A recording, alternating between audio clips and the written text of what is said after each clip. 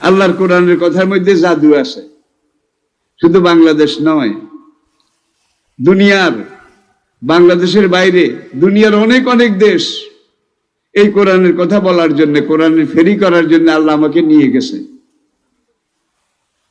প্রথম আমি যখন বিলাত যাই 1986 আগস্ট মাস, 86 আগস্ট মাস, আমি এবং আমার কারাগারের ভাই আল্লামা দেলোয়ার হোসেন সাইদি, আমরা দুই ভাই 1986 আমরা বিলাতের বিভিন্ন প্রভিন্স, বিভিন্ন শহর, কান্ট্রি, সিটি, এগুলোতে ইসলামের দাওয়া কাজ করছি।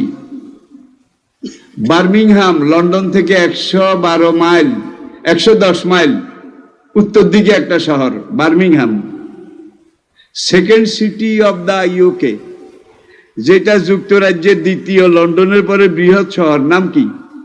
বার্মিংহাম। বিবিসির কাস্টম হাউসও বার্মিংহাম শহরে, লন্ডনে নয়। সেখানে আল্লাহ দাতা হলে তাওহীদ রিসালাত আখিরাত, তাওহীদ রিসালাত আখিরাত, এই বিষয়ের উপরে আমি বক্তব্য রাখলাম। সেই বিদেশের নিয়ম হলো যে কোনো ইসলামিক স্কলার যে বিষয়ের উপরে বক্তব্য রাখবে, বক্তব্যের পরে সেই বিষয়ের উপরে শ্রোতারা প্রশ্ন করবে, যিনি বক্তব্য রেখেছেন তিনি প্রশ্নের জবাব দেবেন। তো আমার বক্তব্য শেষ হয়ে গেছে আল্লাহর একত্ববাদ, রাসূলের নবুয়ত, রিসালাত আর আখিরাত। এক ভদ্রলোক একটা প্রশ্ন করলেন, অনারেবল মাওলানা, আল্লাহ কয়জন? ওনার কয়জন হইলে ভালো হয়? আমরা তো 3 জন মানি। বুঝলাম ভদ্রলোক খ্রিস্টান। আমি বললাম কয়জন হইলে ভালো হয়? আমরা তো 3 জন মানি। এতক্ষণ তো আমি বক্তব্য রাখলাম only one God, there is no God but Allah, Allah ছাড়া কোনো মাবুদ নেই, তিনি এক একক, কুল হু আল্লাহু আহাদ আল্লাহুস সামাদ লাম ইয়ালিদ ওয়া লাম ইউলাদ হু আল্লাহুল্লাযী লা ইলাহা ইল্লাহু। কোরআনের কত জায়গায়, কোরআনের কথন ভঙ্গি, বচন ভঙ্গি, কোরআনের শব্দের গ্রন্থনা, ভাবের দোতনা, সুরের ব্যঞ্জনা, ফাসাহাত এবং বালাগাত, একবার যদি চিন্তা করেন, একবার যদি আত্মস্থ করেন, আল্লাহর কসম আপনি অঝরে কাঁদবেন। কম্পিউটার কোরআনের কাছে সারেন্ডার করেছে, আর আপনার আমার মতো আদম আলী কদম আলী কোরআন একদিকে ডাকে, আমরা আরেক দিকে যাই, ঠিক কিনা বলেন? এরকম বোধহয় নাই, আছে? এই পর্যন্ত ওয়েস্টার্ন কান্ট্রিজ গুলোতে যে লোকগুলো কোরআনে ভুল ধরার জন্য কোরআনে ঢুকেছে, দেখি কোনো ভুল টুল ধরতে পারে কিনা। ওই আইয়ামে জাহেলিয়াতের আবু জাহেল, উতবা, ওলীদের মতো কোরআনের ভিতরে যারা ঢুকেছে তারা সবাই কোরআনের কাছে শিকার হয়ে গেছে, তারা মুসলমান হয়ে গেছে। মরিস বুকাইলি থেকে শুরু করে মাইকেল এইস হার্ট পর্যন্ত, মারমাডিও পিফতাল, সেই থেকে শুরু করে আজকে পর্যন্ত প্রতিদিন গড়ে 6000 অমুসলিম ইসলাম গ্রহণ করতেছে, গড়ে 6000 প্রতিদিন। আজ থেকে 2 সপ্তাহ আগে বাংলাদেশের অনেকগুলো জাতীয় দৈনিকে একটা নিউজ এসেছে, ইন্টারন্যাশনাল নিউজ। সেটা হলো সারা দুনিয়ার কাফের বেঈমান তারা এক হয়েছে, মুসলমান খতম করো, শেষ করো, ধরো ধরো নাস্তা করো, এমন স্লোগান আছে না নাই? কাফের বেঈমানরাও এক, তাদের সাথে আবার মুসলমান দানদারি মুনাফিকেরাও তাদের সাথে এক, ঠিক কিনা বলেন? তাদের কাজ হলো ইসলাম খতম করো, মুসলমান খতম করো, শেষ করো। এবং তারা সবাই মিলে খতম করতেছে দুনিয়ার সব দেশে মুসলমান মারো। পাশের দেশে মুসলমান রাস্তায় আনলে কয়টি গরু খাইছ, রাস্তায় পিটায় মারে না বোধ হয়? কাশ্মীরে মারে না, ফিলিস্তিনে মারে না, বসনিয়া চেচনিয়া মারে, জিংজিয়াং, উইগর, কাশগর, ফিলিস্তিনের দিকে তাকান, শুধু মুসলমান মারো, খতম করো, এই ব্যাপারে তারা সব এক। সারা বছর মারে, আর মারার আগে কয় জঙ্গি, চরমপন্থী। আল্লাহর কসম জঙ্গিবাদ ইসলামে নাই। যারা জঙ্গি, চরমপন্থী, যারা আত্মহত্যা করে, এরা ইসলামের নাম ভাঙ্গিয়ে এরা ওদের এজেন্ট। মুসলমান মারার জন্য এরা ফিল্ড ক্রিয়েট করে, ক্ষেত্র তৈরি করে। এরা ইসলামের দুশ্মন। ইসলামে কোনো জঙ্গিবাদ নাই। কোন মুসলমান জঙ্গি হতে, মুসলমান হওয়ার পরে যে জঙ্গি হয় সে কিন্তু মুনাফিক। মানুষ মেরে কোনোদিন ক্ষমতা দখল করা যায় না। বোমা মেরে আত্মঘাতী হয়ে কোনোদিন ক্ষমতা দখল করা যায় না। নবী বোধহয় এটা করেছেন? কোন নবী করেছেন? কোন নবীর তরিকা এটা আছে? সুতরাং জঙ্গি মনোভাব, ধ্যান ধারণা এটা মনের কাছেও আনা যাবে না, জায়গা দেওয়া যাবে না।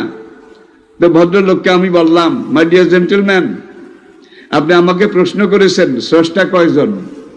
আমি বললাম, my dear gentleman, I asked you, আমি আপনাকে প্রশ্ন করি, আপনাদের গ্রেট ব্রিটেনে রানী কয়জন? ব্রিটেনের রানী? One, one, only one. Who is she? Who is she? আপনাদের রানীর নাম কি? কে? এলিজাবেথ দ্য সেকেন্ড, দ্বিতীয় এলিজাবেথ। আমি বললাম, ব্রিটেন দেশটা তো ভালোই চলছে, উন্নয়নে, শৃঙ্খলায়। ব্রিটিশ পুলিশ কিন্তু এখনো দুনিয়ার সবচাইতে ভদ্র পুলিশ, কারণ সারা দুনিয়াতে রাজত্ব করেছে। ব্রিটিশ বিমান বর্তমান বিশ্বের মধ্যে, ভাই, সব লাইনের বিমানে চড়ছি। মধ্যপ্রাচ্যের বিমানে এখন উঠলে তো ঠিক মতো পানিও খাওয়ায় না, কারণ উলায় কাল মাসাকিন, বাংলাদেশে যায়, যা যায় সব মেসকিন, সব মেসকিন, ঠিক মতো একটু পানিও খাওয়ায় না। কিন্তু ব্রিটিশ এয়ারওয়েজের বিমানে উঠেন, হায় হায় রে, দেখবেন খানা কারে কয়। একবার আমি দোহা, সেখান থেকে লন্ডন যাচ্ছি, এখানে বিমান পরিবর্তন হয়েছে, ট্রানজিট হয়েছে। এখন 2 ঘন্টা উড়ার পরে বিমানবালারা খানা নিয়ে আসলো। এখন আমি খানা একটু নেড়ে দেখি যে বড় বড় গোস্তের টুকরা। ভাই, আমার সন্দেহ হয়েছে, কি গরুর গোস্ত, ছাগলের গোস্ত নাকি শুকরের গোস্ত, আল্লাহ ভালো জানে। এর গরু যদি থাকে, কে জবাই করেছে? যদি আল্লাহর নামে জবাই না হয়ে থাকে, তাহলে শুকরের গোস্ত আর এই গরুর গোস্তের মধ্যে কোনো তফাৎ নাই। আমি বোধহয় বেশি বলে ফেলেছি। হুররিমাত আলাইকুমুল মাইতাতু ওয়াদ-দামু ওয়া লাহমাল খিনজির, মৃত জন্তু, শুকরের গোস্ত। ওমা উহিল্লা, কয় না, ওমা উহিল্লা লিগাইরিল্লাহ, আল্লাহ ছাড়া কোনো পীরের নামে, বাবার নামে, কোন দরগার নামে যেই জন্তু জবাই করেছে, সেই জন্তুর গোস্ত আর শুয়োরের গোস্তের মধ্যে কোনো পার্থক্য নাই। পীরের নামে জন্তু জবাই করে, সেখানে ওরস করে, ওরস করে পেট ভরে খায়, হাসতে হাসতে বাড়ির দিকে যায়, কেউ ওরস খাই আইসি। এরকম আছে না নাই? জোরে বলেন। এখন ভাই, বড় বড় গোস্তের টুকরা দেখে আমার কলজা কেঁপে উঠেছে। ভাই, গোস্ত তো গোস্ত ঠিক, গরুর গোস্ত না শুয়োরের গোস্ত? ওরা তো শুয়োর পাইকারি ভাবে খায়, আর শুকর হলো প্রাণী জগতের মধ্যে সবচেয়ে বড় বেহায়া। আরে শুকরের গোস্ত যারা খায়, তারা এই বিশ্বের মধ্যে বেহায়া দি গ্রেট, ঠিক কিনা বলেন? যেই জাতি যেই জন্তু খায়, সেই জাতির সাইকোলজির মধ্যে সেই জন্তুর স্বভাব সৃষ্টি হয়। কচ্ছপ দেখছেন? কাসিম কচ্ছপ, কচ্ছপের একটা ধর্ম আছে, সে যেই কোনো জিনিস কামড়াইয়া ধরতে জানে, ছাড়তে জানে না। আমি কি বুঝাইতে পেরেছি? ধরতে জানে কিন্তু ছাড়তে জানে না। আপনি এটা পিটার মুকুট দিয়া পিটাইতে পিটাইতে পিটাইতে পিটাইতে একবারে হালুয়া হালুয়া করে ফেলেন, দেখবেন যে কচ্ছপের চারা গোস্ত সব হালুয়া হয়ে রাস্তাতে মিশে গেছে, কিন্তু কামড় ঠিক আছে, কামড় কিন্তু ছাড়ে না। পরীক্ষায় দেখা গেছে কচ্ছপ একটা জিনিস কামড়ায় ধরেছে, আপনি ধারালো খুর ব্লেড দিয়ে কচ্ছপের এখান দিয়ে কেটে ফেলেছেন, কল্লা আলাদা হয়ে গেছে, কিন্তু কামড় ঠিক আছে। দুনিয়াতে এমন সমাজ, এমন মানুষ আছে যারা যেই জিনিস একবার কামড়ায় ধরেছে, এটাকে আর কোনোদিন ছাড়তে জানেন না, ঠিক কিনা বলেন? যেই জন্তু যারা খায়, তাদের ভিতরে সেই অভ্যাস ক্রিয়েট হয়। এটা সাইকোলজি, এটা মনোবিজ্ঞান, অস্বীকার করার কোনো উপায় নাই। এখন গোশত দেখে আমি অপেক্ষা করতেছি, অন্যান্য যাত্রীরা খাওয়া শুরু করে দিয়েছে গপাগপ। এখন বিমানবালা আসলো, আমি বললাম ইজ দিস হালাল অর নট? সেই ব্রিটিশ বিমানবালাকে আল্লাহ বিল্লাহ অল আর হালাল, you can take all this, সব হালাল, সব হালাল, আল্লাহর কসম, আল্লাহে বিল্লাহে, দেখেন কি ট্রেনিং দিছে, সব হালাল, আপনি এটা খেতে পারেন। আমি বললাম আই ডাউট দিস, না আমি এগুলো খাবো না, আমার জন্য যদি পারো কিছু ফ্রুট ফল আইটেম নিয়ে আসো। তো কথাটা এই জন্য বললাম, এখনো ব্রিটিশ এয়ারওয়েজ, আমেরিকার লুফথানসা বলেন, মার্কিন এয়ারলাইন বলেন, সবচেয়ে বেশি ভদ্র কিন্তু ওই যে পুরো দুনিয়াতে রাজত্ব করেছে তার একটা ধ্বংসাবশেষ বলেন, সর্বশেষ বলেন, এখনো এটা মাঠে আছে। ব্রিটিশ পুলিশের মতো ভদ্র পুলিশ দুনিয়ার কোন রাষ্ট্রে আমি দেখি নাই। চাই আমি এখানে চাকরি করি না, কারো দালালিও করি না, যেটা আমি দেখেছি অ্যানালাইসিস করেছি সেই কথাগুলো বলেছি। কথায় বলে ভদ্র হইতে পয়সা লাগে না, ঠিক কিনা বলেন? ফাবিমা রাহমাতিম মিনাল্লাহি লিনতা লাহুম, রাশিয়ার প্রেসিডেন্ট পুতিন আজ থেকে 1 বছর আগে নির্বাচন খেলা যা হয়েছে, নির্বাচন খেলা। বর্তমান দুনিয়ার কোন দেশে কিন্তু নির্বাচন নাই, নির্বাচনের নামে নাটক, ঠিক কিনা বলেন? আর এইটার মাধ্যমে যারা ক্ষমতা দখল করে তারা স্বৈরাচার। নবী বলছেন আমার পরে 30 বছর পূর্ণাঙ্গ ইসলামী খেলাফত থাকবে, ছিল কিনা জোরে বলেন? জাকাতের টাকা নিয়ে মানুষ রাস্তায় রাস্তায় হাঁটতো, জাকাত গ্রহণ করার মতো গরিব সমাজে একজনও ছিল না। দেশের সবচেয়ে সুন্দরী মেয়েটা সেজে গুজে উত্তর আরবের হাদ্রামাউত থেকে ঘোড়ার পিঠে উঠেছে, 2 মাস দিন রাত সফর করে দক্ষিণ আরবের সানা এখানে এসেছে। এই দীর্ঘ 2 মাসের যাত্রা পথে এই মেয়েকে টিজিং করা, দর্শন করা, টিটকারি মারা তো দূরের কথা, এই মেয়েটার দিকে কেউ একবার নজর করেও তাকায় নাই। এটা ছিল ইসলামের সমাজ রাষ্ট্র ব্যবস্থা, ঠিক নেই জোরে বলেন? ফোরাত নদীর কূলে একটা ঘোড়া রাস্তা দিয়ে হাঁটতে গিয়ে যদি রাস্তা অসমান হয়, রাস্তাটা ফ্রেশ না থাকে, ঘোড়া যদি একটা পাথরে হোঁচট খেয়ে ঘোড়ার পায়ের খুরা থেকে 1 ফোঁটা রক্ত পড়ে, আমি ওমরকে হাসরের আদালতে হিসাব দিতে হবে। দাজলা নদীর পাড়ে একটা কুকুরের বাচ্চা যদি পানির পিপাসায় কষ্ট পায়, আমি ওমরকে আল্লাহর আদালতে জবাব দিতে হবে। মুসলিম দুনিয়ার আমিরুল মুমিনিন, অর্ধেক পৃথিবীর বাদশাহ, আজকাল কি সেই অনুভূতি আছে? সেই প্রেরণা চেতনা, সেই চরিত্র কি আমাদের আছে? নাই। রে ভাইরা, আবার চলে আসুন। আমি বললাম আপনাদের ব্রিটেনের রানী কয়জন? অনলি 1। এমন আরেকজন রানী হলে ভালো হইতো। নো নো নো, বার কোয়ারল। কারেক রানী হলে গুতাগুতি মারামারি। এমন আপনার এই অক্সফোর্ড ইউনিভার্সিটি, দুনিয়ার শ্রেষ্ঠ ইউনিভার্সিটির একটা অক্সফোর্ড, এখানে ভিসি কয়জন? Vice chancellor only 1। আপনার নাম কাম পুরা দুনিয়াতে আছে। হ্যাঁ, আপনাদের এই ইউনিভার্সিটির আরেকজন ভিসি হইলে আরো ভালো চলতো। No never. আপনাদের এক ইউনিয়নে বোধহয় 2 জন চেয়ারম্যান আছে, ঠিক না? জোরে বলেন, 2 জন আছে। 2 জন হইলে কিন্তু গুতাগুতি। কোরআন আল্লাহ এই কথাটাই বলছেন যে আমি আল্লাহ ছাড়া এখানে যদি আরেকজন আল্লাহ থাকতো, লা ফাসাদাতা, দিনের মধ্যে কয়েকবার ঝগড়া লাগতো, ঠিক কিনা বলেন? আমি যেইভাবেই বুঝাই ভাই, সে ঘুরেই কিন্তু ডান্ডি হাতাইস, নোয়াখালী গো ডান্ডি হাতাইস। আমি দেখলাম এক্ষেত্রে এইভাবে কায়দা করা যাবে না। আমি বললাম মাই ডিয়ার জেন্টেলম্যান, আপনি কি সৎকিয়া জানেন? সৎকিয়া ইয়া, ওরা ইয়েসকে বলে ইয়া, কেলে তো 1 2 ছেলেরাও জানে। হোয়াট ইজ সৎকিয়া? 1 to 100, দিস ইজ সৎকিয়া। বুঝছেন তো? 1 থেকে এটার নাম সৎকিয়া। আপনি আমাকে সত্যি করে বলুন, শতকিয়াতে অঙ্ক কয়টা? 100টা। আমি বললাম কোন 100টা? 1 থেকে 100। আমরা this is wrong, wrong, this is wrong, foul, যদি পারেন ঠিক করে। 10টা।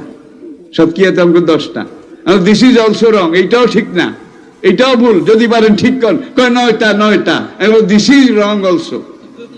শতকিয়াতে অঙ্ক 100টাও নয়, 10টাও নয়, 9টাও নয়। আপনার সব জবাব ভুল, আপনি ঠিক করে বলেন। রাগ হয়ে গেছে, আমি যেটা বলি এইটাই ভুল, যেটা বলি এইটাই ভুল। আপনি কন রং, রং, রং, আপনি কন। আমি বলার জন্যই কিন্তু কথাটা বাজারে মার্কেটে উঠেছি। শতকিয়াতে অঙ্ক মাত্র একটা, আর কোনো অঙ্ক নাই। What is this? অঙ্ক একটা, এটা শতকিয়া হইল? বললাম না, এটার নামই শতকিয়া। শতকিয়াতে অঙ্ক মাত্র একটা, আর কোনো অঙ্ক নাই। 2, 2 হইলে 1 2 বার। 1 + 1 = 2। এবার কেমন যেন ব্যবসা খাইয়া গেছে। My dear gentlemen, what do you mean by with 6? 6 = 6। এমন এত হাসতা না। 6 এর অর্থ হইল 1 + 1 + 1 + 1 + 1। 6 বার 1 লেখে যোগ করলে যোগফল যেটা হবে কি, এটার নাম কি? এবার আর একটু বেকায়দায় পড়ছে, এটা কি কোন আপনি? 2 3 4। আমি বলি এগুলা কোনো সংখ্যাই না, এগুলা শতকিয়ার যোগ আর বিয়োগ, শতকিয়ার লীলা খেলা, শতকিয়ার আচরণ বিচরণ। এক্সপ্লেইন প্লিজ, কামাটা একটা উদাহরণ দেন। আমি বললাম 1 মানেন তো? 1 মানেন তো? মানাইলেন তো? ঠেলা কথা, মানাইলেন তো? এমন শতকিয়াতে অঙ্ক মাত্র একটা, আর কোনো অঙ্ক নাই। Example please. আমি বললাম 6 অর্থ কি? 6 অর্থ 6। আমি বললাম না, 1 6 বার। 3 অর্থ কি? 3 3। আমি বললাম না, 1 3 বার। বুঝি না। আমি বললাম আমি 1 জানি না, 1 মানিও না, 1 স্বীকারও করি না, আপনি আমার একটা 2 দেন। ও মাই গড, ও মাই গড। এখন সে 1 না মানলে কিন্তু 2 আছে, 3 আছে, 4 আছে। একটা হলো রুট, এটাই আসল, এটাই একক, চিন্ময়, অব্যয়, কালোজয়ী, চিরন্তন। কুল হু আল্লাহু আল্লাহু লা ইলাহা ইল্লা হু। এক্সপ্লেইন প্লিজ, আরেকটা উদাহরণ দেন। আমি বললাম আপনি যদি 2 বানাইতে চান 1 লাগবে, নাকি 3 বানাইতে চান 1 লাগবে। যে 1 মানে না, তার 2ও নাই, 3ও নাই, 4ও নাই, পুরা শতকিয়া মিথ্যা। তার জীবনের অঙ্ক যোগ বিয়োগ সব মিথ্যা। ও আই আন্ডারস্ট্যান্ড, বুঝছি, এত চিকন ভাবে তো চিন্তা করি নাই। এইবার সে আমাকে বলে, honourable religious teacher, what do you mean by with 0 0? তাহলে শতকিয়াতে অঙ্ক একটা, আমি 100 বার মানলাম, মানতে বাধ্য হইলাম। শতকিয়াতে তো 0 আছে। 0 এটার অর্থ আপনি কি করবেন? 0 = nothing। 0 = nothing। No no never, but 0 is something। আমি বলি 0 nothing, সে বলে 0 something। সামথিং কিভাবে হলো? Example please. সে বলে একটা 1 লেখে সামনে একটা 0 লিখলে 10 গুণ বাড়ে। একটা 1 লেখে সামনে 2টা 0 লিখলে কয় গুণ? 100 গুণ। 3টা দিলে 1000 গুণ।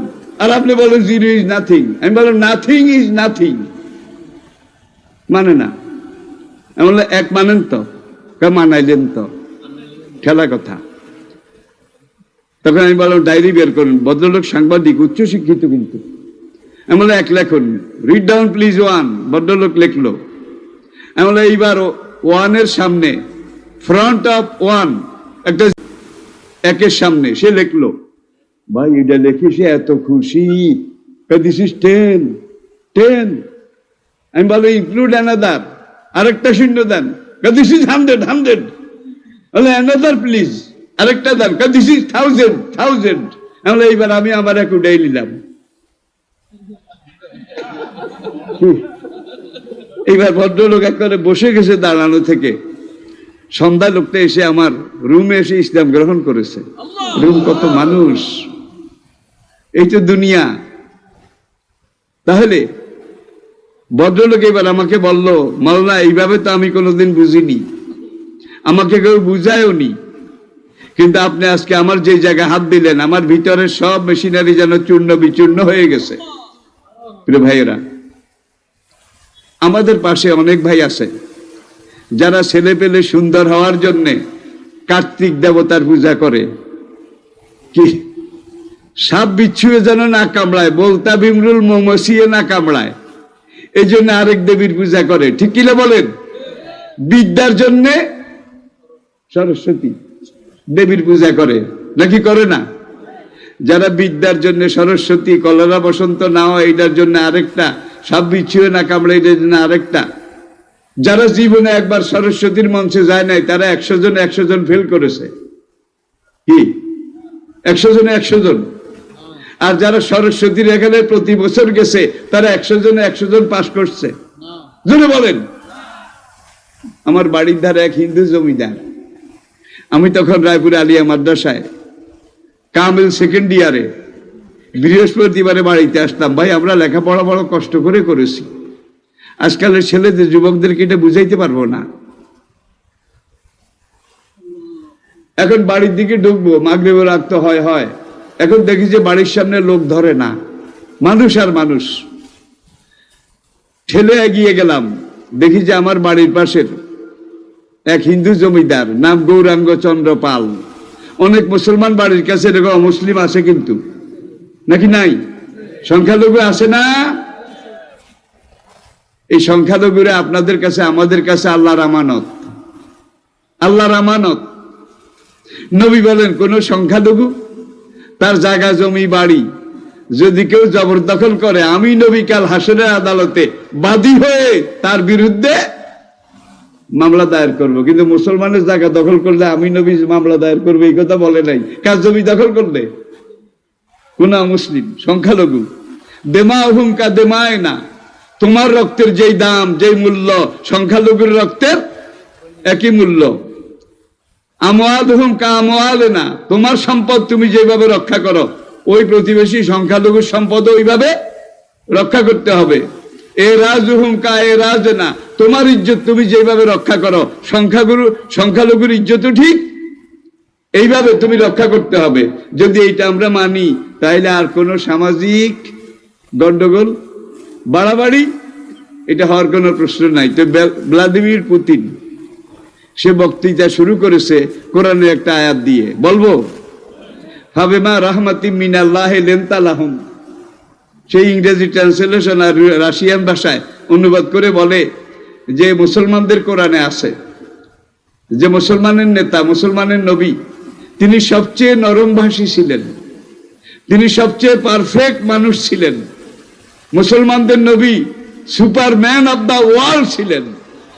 এনসাইক্লোপিডিয়া ব্রিটানিকা খুলুন, সেখানে সোনার অক্ষরে তারা লিখে রেখেছে, as a religious teacher, as a founder, as a ruler, as a leader, as a commander, as a lawgiver, as a lawmaker, as a justice, Muhammad. এরপরে তারা লিখছে আল্লাহ bless him, আল্লাহ bless him। এটার অর্থ কি? সাল্লাল্লাহু, তারপরে লিখছে is the Superman of the world, জগতের সর্বোচ্চ মানুষ, জগতের সবচেয়ে বড় ইনসানে কামেল। আপনার জীবন থেকে মরণ পর্যন্ত আপনার জীবনে যত ফাংশন আছে আল্লাহর কসম নবীর জীবনে তার সবকিছু এসেছিল। নবী এগুলো হ্যান্ডেলিং করেন নাই নাকি?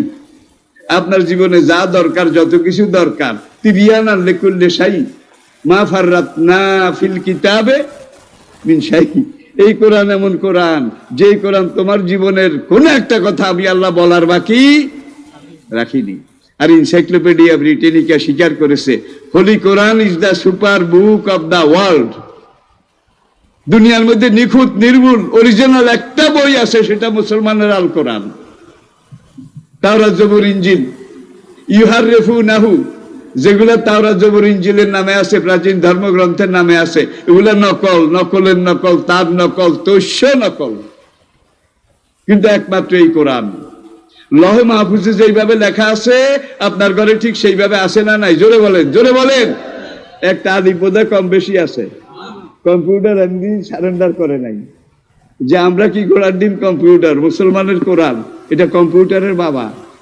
1000 বছর আগে অক্ষর জ্ঞানহীন একজন নবীল উম্মি তার জবান দিয়ে যে কোরআন ওহির মাধ্যমে বের হয়েছে, পাটিগণিতের কত জটিল কঠিন হিসাব একটু আগে যে বলছি 19-এর ভাগে মিলে যায়, এটার কি আপনি কি মনে করছেন কোন মানুষের পক্ষে? কম্পিউটার বিজ্ঞানীরা বলেছে মানুষ যদি অনন্তকাল অনন্তকাল অনন্তকাল চেষ্টা করে তাহলে এই কোরআনের মতো একটা আয়াত, একটা সূরা বানানো কোনো মানুষের পক্ষে সম্ভব নয়। কোরআন ঠিক 1000 বছর আগে এই চ্যালেঞ্জটাই করেছিল। তাহলে কোরআন বোঝা দরকার আছে না নাই? জোরে কর, বোঝা দরকার আছে না নাই? তাহলে আপনি নিজে কোরআন বুঝুন, কোরআন পড়ুন। আপনার সন্তান, আপনার কোটি কোটি টাকার বাড়ি আছে, কোটি টাকার গাড়ি আছে, কোটি কোটি টাকার ব্যবসা বিজনেস আছে, এগুলো কোনোটা আপনার কাজে লাগবে না। আল্লাহর কসম, মরে যাওয়ার পরে আপনি যখন কবরে যাবেন, আল কবর আউয়ালু মানজিলিন মিন মানাজিলিল আখিরাহ, আখিরাতে যতগুলো থানা আছে, যতগুলো চেকপোস্ট আছে, কবর প্রথম চেকপোস্ট নাকি? প্রথম থানা, প্রথম চেকপোস্ট। সেখান থেকে আপনার চেকিং শুরু হয়ে যাবে। এই চেক হতে হতে হতে হতে পুলসেরাতের গোড়া পর্যন্ত যাওয়া লাগবে নাকি লাগবে না? জোরে বলেন, যাওয়া লাগবে নাকি লাগবে না? এখন আপনি কোটি কোটি টাকার বাড়ি, গাড়ি, মার্কেট এগুলা রেখে গেলেন, আপনি অনন্ত কোটি টাকার মালিক। কিন্তু কোরআনে আল্লাহ বলছে ইত্তাকুল্লাহা হাক্কা তুকাতিহি ওয়ালা তামুতুন্না ইল্লা ওয়া আনতুম কোটিপতি। বাংলাদেশে কিন্তু কোটিপতির সংখ্যা দুনিয়ার, সারা দুনিয়ার চেয়ে বেশি। যেই দেশে কোটিপতির সংখ্যা সেই দেশটার নাম বাংলাদেশ। বেশি বলেছি বোধহয়। তরুণী আসিলে তড়িৎ গতিতে তসবির খিসেন যে, আমি চিকন চিকন কথা বলছি কিন্তু এগুলো প্রিয় ভাইরা, সবচেয়ে বড় দেশ প্রেমিককে স্বদেশের টাকা বিদেশে নিয়ে জমা করিল যে। আমরা মুখে বলি ব্যক্তির চেয়ে দল বড়, দলের চেয়ে দেশ বড়, হয়ে গেছে এটার উল্টা। দেশের চেয়ে এখন দল বড়, দলের চেয়ে ব্যক্তি বড়। বাংলাদেশের কথা বলি না আর কি, দুনিয়ার বিভিন্ন জনপদের দিকে আপনারা একটু খেয়াল করুন। তাইলে আমরা এবার সিদ্ধান্তে আসি, একটা ছেলেকে আপনি হাফেজ বানাইয়া যান, একটা ছেলেকে, আল্লাহর কসম, আমার হায়াতের কসম, আপনি মরার পর থেকে পুলসেরাতের গোড়া পর্যন্ত এই হাফেজ ছেলে, আলেম ছেলে, কোরআন শিখিয়ে আপনি মারা গেছেন, এটা সবচেয়ে বড় ইনভেস্টমেন্ট পরকালের জীবনের জন্য। এই ছেলে আপনাকে না নিয়ে জান্নাতে যাবে না। ছেলেটা নায়েবে রাসূল, আলেম, ছেলেটা হাফেজ, নবী। এই আলেম আর হাফেজ তাদেরকে ছাড়া জান্নাতে যাবেন না, আর আপনার আলেম হাফেজ ছেলে আপনাকে ছাড়া জান্নাতে যাবে না। তাহলে একটা ছেলেকে হাফেজ বানাইতে রাজি আছেন? জোরে বলেন। ব্যাকে কয় না। কিছু মানুষ বুড়ো হইয়া গেছে, এখন থেকে 30 বছর আগে যৌবন চলে গেছে, বাড়ি লাগিয়ে গেছে, জীবনে হইতে ভাডা ভাডা, কোনো জোয়ান নাই। এই ওয়াজ যদি 30 বছর আগে শুনতাম, অন্তত একটারে না একটারে হাফেজ বানাইতাম। এখন তো আমার খন্দ শেষ, আর বৈশাখ মাসে আসবে না পাকা আমও, আমি কই লাভ কি? এই বেটা রাজি অরাজি কিচ্ছু কয় না। আবার 2-1 আছে বানজা, সারা জীবন চেষ্টা করেছে, কত তদবির, কত আমল, কত দোয়া, একটা হয় নাই। আল্লাহর এক নবী বুড়া, বয়স 90 বছরের বেশি, জিবরাইল মানুষের বেশি, আইসা কয় আমি তোমার কাছে আসছি, আল্লাহ আমাকে এই জন্য পাঠাইছে, তোমার ঘরে আল্লাহ নেককার ছেলে দান করবে। বুড়া নবী কয় কাইফা ইয়াকুনু লি গোলাম, কিভাবে আমার এই বুড়া বয়সে ছেলে হবে? অকাত বালাগা নিয়াল কেবার, আমার রগ রেশা সব ঢিলা হইয়া গেছে, হ্যাঁ, শরীরের কোনো বান্দর টান্দর কিছু নাই। অকানাত ইমরাতি আকের, কার বুড়িও বানজা, আমি বুড়া, আমার বুড়িও বানজা, কি করে ছেলে হবে? কি বলেন?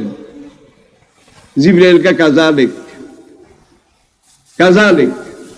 আল্লাহ বলছেন এইভাবেই হবে। এই বুড়ার বোধা হয় নাই, জোরে কর, এই বুড়ার বোধা হয় নাই। বুড়া জন্মের বুড়া ভাই, বুড়ি বাঞ্জা, আর এই বাঞ্জা বুড়ির প্যাডে এই বুড়ার বোধহয় বাচ্চা হয় নাই, জোরে কর। কোরআন সাক্ষী। তাহলে আপনি নিয়ত করেন, বুড়া যদি কেউ থাকেন, যে জাকারিয়া নবীর মতো এই বুড়া কালে যদি আল্লাহ একটা সন্তান দাও, কোরআনে হাফেজ বানাবো, কোরআনের আলেম বানাবো। এখানে লেখা হবে সঙ্গে সঙ্গে, ঠিক কিনা? এখানে লেখা হবে। ওইলে তো আপনি ফার্স্ট ডিভিশনে পাস ওই নাই। হাসরের মাঠে আল্লাহ নবী লেখাইটা বাইর করবে যে লুতুমালানা ওয়াজ করতে আসছিল কোরআন বলতে বলতে, যখন এই পর্যায়ে আসছে, এই বুড়িয়া খাড়াই কইছিল জাকারিয়া নবীর মতো, ইব্রাহিম নবীর মতো, এই বুড়া কালে যদি একটা ছেলে দাও, আমি আলেম বানাবো, হাফেজ বানাবো, এই যে লেখা আছে। আর এই বুড়িয়ার কিরবা? আল্লাহ রহমতের হাসি হেসে বলেন, ফালামরো কাজা আলেক, ফালামরো কাজা আলেক, যান যান, এই যে লেখা আছে, এই উসিলায় বুড়িয়ারে মাফ করে দিলাম, বুড়িরাও মাফ করে দিলাম। এখন তো জোয়ান বানাইয়া 16 বছরের যুবতী, 20 বছরের যুবক, বুড়িয়া বুড়িরে বানাইয়া বেহেশতে দিয়ে দাও। চান চান, এটা চান? তাহলে যাদের এখন প্রোডাকশন চালু আছে তারা কইবেন, আর যাদের প্রোডাকশন কলাপস হয়ে বুড়া হইয়া গেছে তারা জাকারিয়া নবীর মতো কইবেন। রাজি আছেন? বাঞ্জা থাকলেও কইবেন। কিছু যুবক তরুণ আছে, বিয়ার এখনো অনেক দেরি, মাথাও নাই, ব্যথাও নাই। হুজুরে যে কথা জিজ্ঞেস করছে, আমি কইয়া লাভ কি? এখন আপনি যদি বিয়ার আগে মরে যান, লেখাইটা আপনাকে বাঁচাই দেবে। আপনি বলবেন, কোনদিন যদি যৌবনে পৌঁছে বিয়া শাদী করি, আল্লাহ অন্তত একটা ছেলেকে একটা মেয়েকে আমি হাফিজে কোরআন বানাবো, কোরআন শিক্ষা দেব, লেখাইটা যাবে। হাসরের নবী বললেন, এই যে আমার যুবক উম্মত কইছিল যে বিয়া করলে বাচ্চা একটা আলেম বানাবে, হাফেজ বানাবে, বিয়ার আগে মাইল লেখা, এই যে লেখা আছে। তখন আল্লাহ বলবেন, আপনি তো আমাদের উম্মতের কইছেন, ইন্নামাল ইমরি মা নাওয়া ইন্নামাল আমালও, যান তারাও ফার্স্ট ডিভিশনে বেহেশতে দিয়ে দিলাম। তাহলে প্রোডাকশন যাদের চলছে তারাও কইবেন, যারা বাঞ্জা বুড়া খন্দ মৌসুম চলে গেছে তারাও কইবেন, আর যারা বিয়া করো নাই বহুত দূরে তারাও কইবা। আমি চাই যে এখানে লেখাটা উঠুক। রাজি আছেন? তাহলে আপনি, আপনার একটা সন্তান আজকে বাংলাদেশের খালের পাড়ে, রাস্তার মোড়ে মোড়ে ছেলেদের হেফজোখানা, মেয়েদের হেফজো মাদ্রাসা আছে না নাই? জোরে কন, আছে না নাই? কন। ওআইসির সর্বশেষ হিসাব, আন্তর্জাতিক হিসাব 2021 ডিসেম্বর, 31শে ডিসেম্বর, ওআইসির এই হিসাব অনুযায়ী বর্তমান দুনিয়াতে 4,34,00,000, রিপিট, 4,34,00,000 আন্তর্জাতিক মানের হাফেজে কোরআন জীবিত আছে। এইবার এত কোরআন, দুনিয়াতে যত কোরআন আছে সবগুলো একত্র করে প্যাকেট করে সাগরে ফেলে দেন, কোরআন বোধহয় চলে যাবে। এগুলাকে পুড়ে ফেলা যায়, ডুবি। আমেরিকার প্রেসিডেন্ট, ব্রিটেন, ফ্রান্স, এইসব দেশের বিশেষজ্ঞরা আজকে বলে, দুনিয়াতে মুসলমানের সংখ্যা যেই হারে বাড়তেছে, এই হারে যদি বাড়ে আগামী 2040, মানে এখন থেকে 18 বছর, আগামী 2040 সালে দুনিয়াতে মুসলমান সংখ্যা সবচেয়ে বেশি হয়ে যাবে, খ্রিস্টানদের সংখ্যা ছাড়িয়ে যাবে।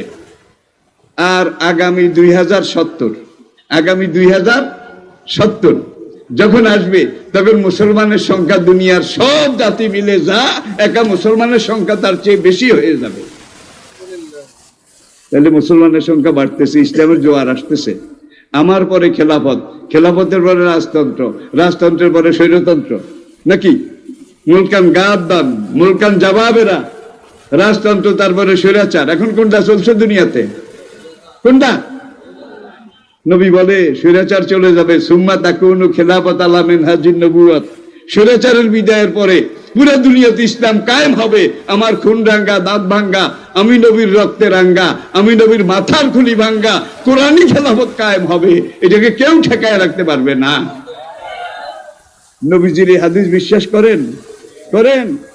তাই নবীর পরে খেলাফত ছিল 30 বছর, তারপরে রাজতন্ত্র ছিল কয়েকশো বছর, রাজতন্ত্রের পরে স্বৈরতন্ত্র কয়েকশো বছর।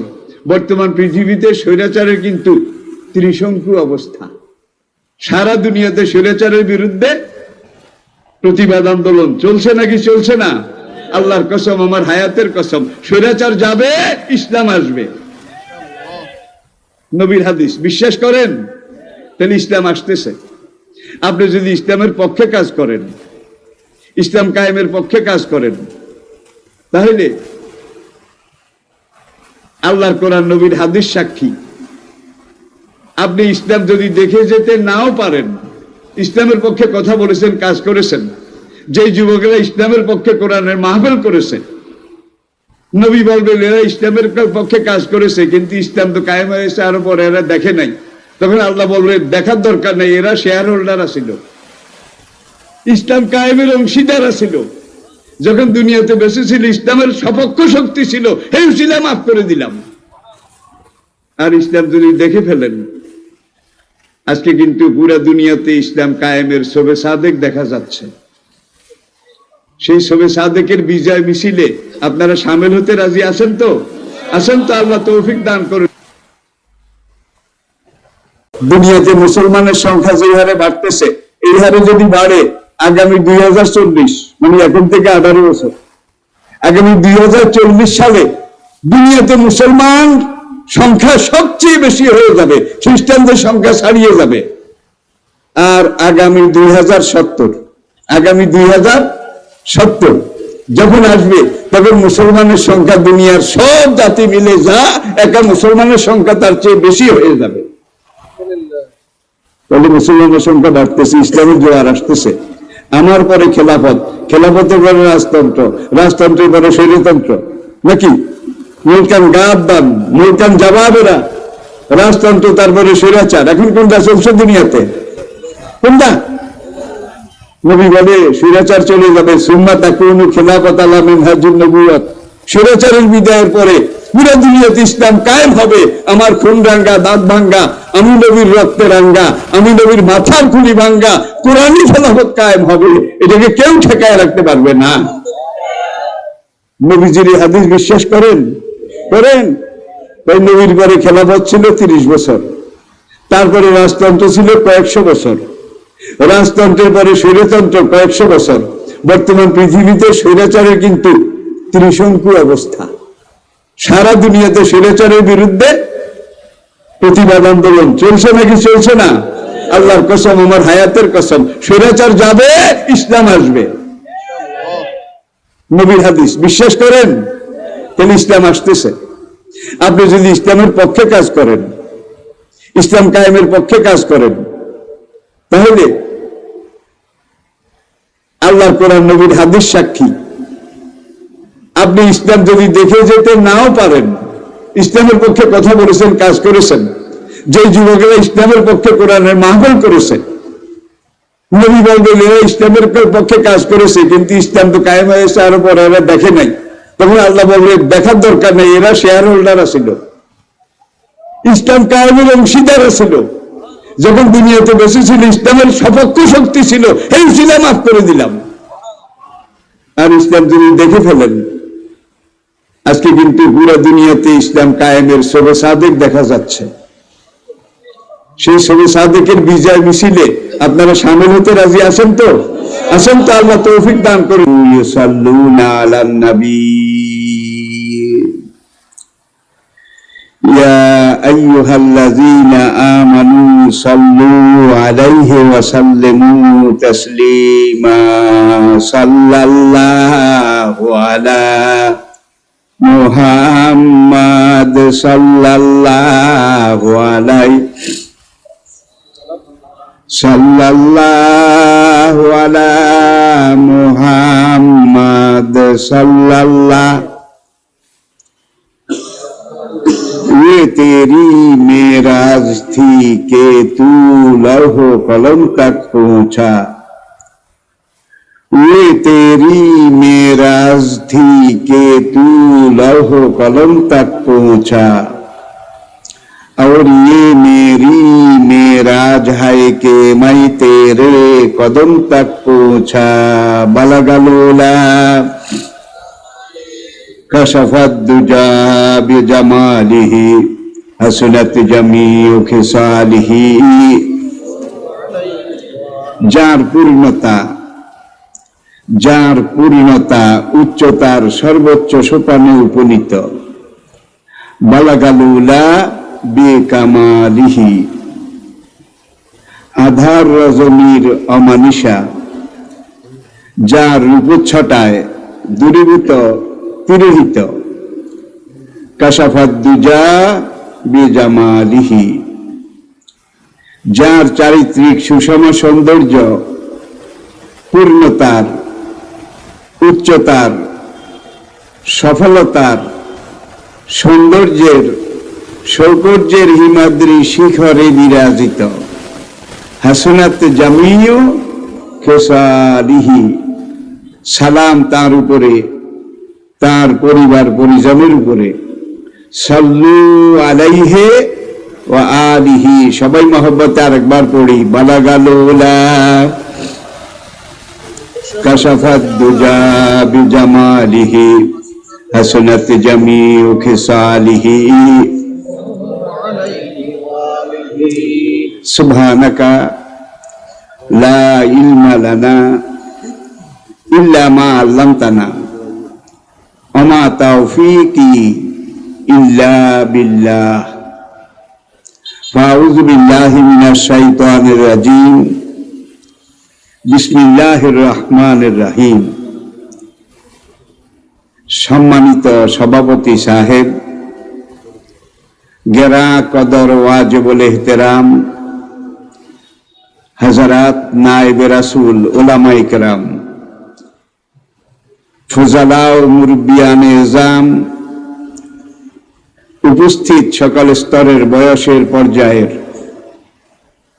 দ্বীনের আশিকিন, আল্লাহ এবং আল্লাহর রাসূলের মুহিব্বিন, কালোজয়ী চিরন্তন পথের দিশা, মহাগ্রন্থ কোরআনে হাকিমের সাথে মুতাআল্লিকিন, আমার প্রাণপ্রিয় এলাকাবাসী ভাইয়েরা, আগামী দিনের আশা ভরসার মুক্ত প্রতীক, আগামী দেশ জাতি কওম উম্মার আশা ভরসার একমাত্র ভরসাস্থল, আমার প্রাণ প্রতিম যুবক তরুণ ভাইয়েরা, মুহতারামা পর্দার আড়ালের মা ও বোনেরা, আসসালামু আলাইকুম ওয়া রাহমাতুল্লাহ। শুরুতে আমি বিশ্ব নিয়ন্তা, সর্বপ্রদাতা, আলিমুল গায়ব, আলা কুল্লি শাইইন কাদির, ফাআলুল লিমা ইউরিদ, আন্নাল কুওয়াতা লিল্লাহি জামিয়া, লা তা'খুযহু সিনাতুন ওয়ালা নাওম।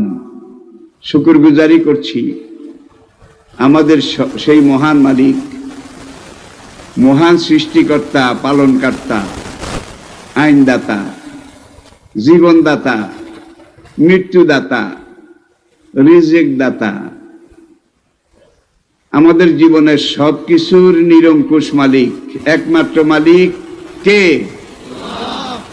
সেই মহান রব্বুল আলামিনের শুকরগুজারি করছি, যে মহান রব্বুল আলামিনের অনন্ত ফুরন্ত অবারিত অশেষ অনাদি দয়া রহমত মেহেরবানিকে পুঁজি করে সম্বল করে উসিলা এবং উপলক্ষ করে আজকে আমরা ঐতিহ্যবাহী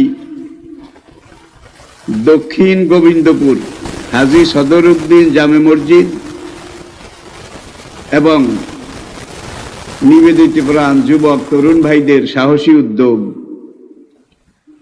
দল মত নির্বিশেষে আপনাদের সকলের এলাকাবাসীর প্রাণ ঢালা, অকৃপণ, হৃদয় নিংড়ানো সহযোগিতা আয়োজিত আজকের এ পবিত্র তাফসিরুল কোরআন মাহফিলের শেষ অধিবেশনে এ পর্যায়ে আমি আপনাদেরকে আহলান সাহলান, খোশ আমদেদ এবং মোবারকবাদ জানাই।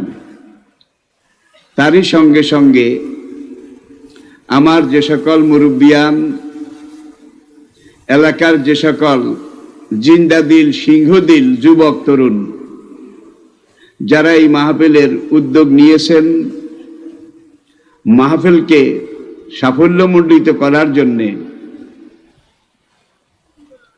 তারা সময় দিয়েছেন, কষ্ট করেছেন, পরিশ্রম করেছেন। আল্লাহ পাক আমাদেরকে একত্রিত হওয়ার তৌফিক দান করেছেন। তাই আসুন স্বল্প পরিসরে, সংক্ষেপে, সীমিতভাবে দু চার কথা বলার আগে আমরা সবাই মিলে একবার সেই মহান রব্বুল আলামিনের শুকরিয়া আদায় করি। আপনারা কি রাজি আছেন?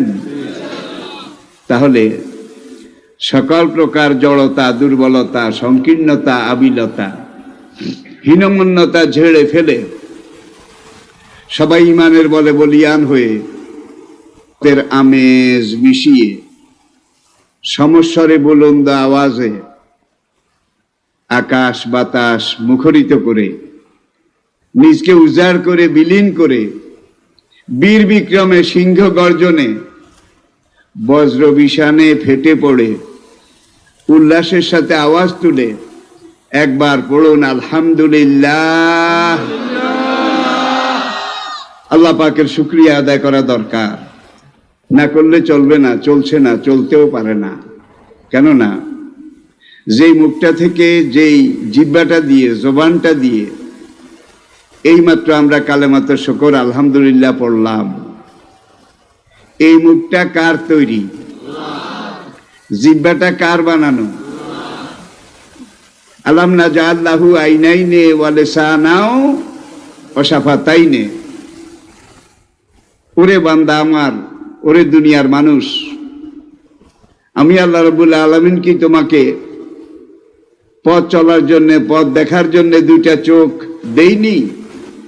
অলেসানান, তুমি বান্দাকে কথা বলার জন্যে তোমার মুখের ভিতরে একটা জিহ্বা আমি আল্লাহ তৈরি করে দিয়েছি।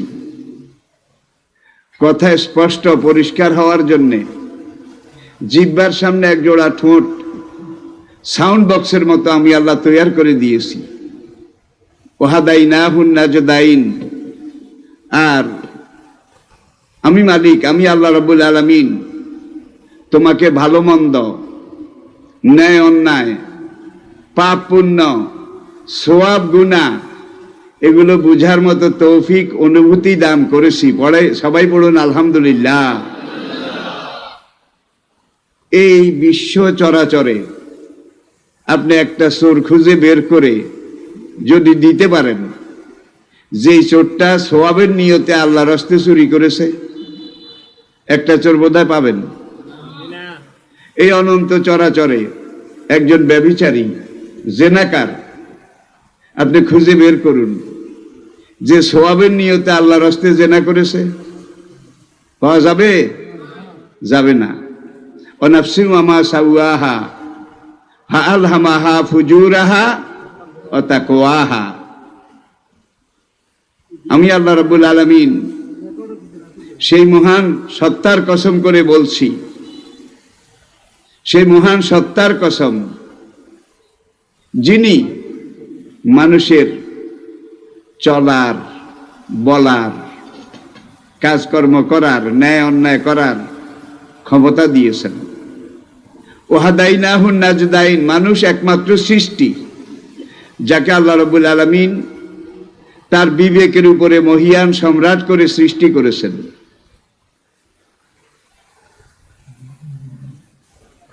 একটা পশু আরেকটা পশুর সাথে যখন মিলতে যায় তখন তারা স্বাধীন, ওদের সেক্স সবার জন্য উন্মুক্ত, ফ্রি।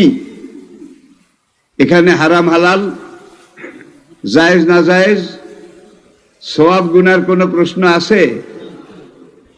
আপনার এলাকায় বোধহয় এমন কোন একটা সালিশ বা নালিশ চেয়ারম্যান সাহেবের আদালতে হয়েছে যে পশ্চিম গ্রামের আদম আলীর বলদ কদম আলীর গাভীর সাথে জেনা করেছে।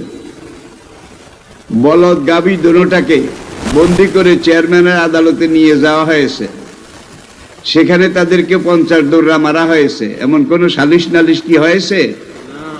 ওদের জীবনে জেনা বলতে কিছু নাই, ওদের জীবনে হারাম বলতে কিছু নাই।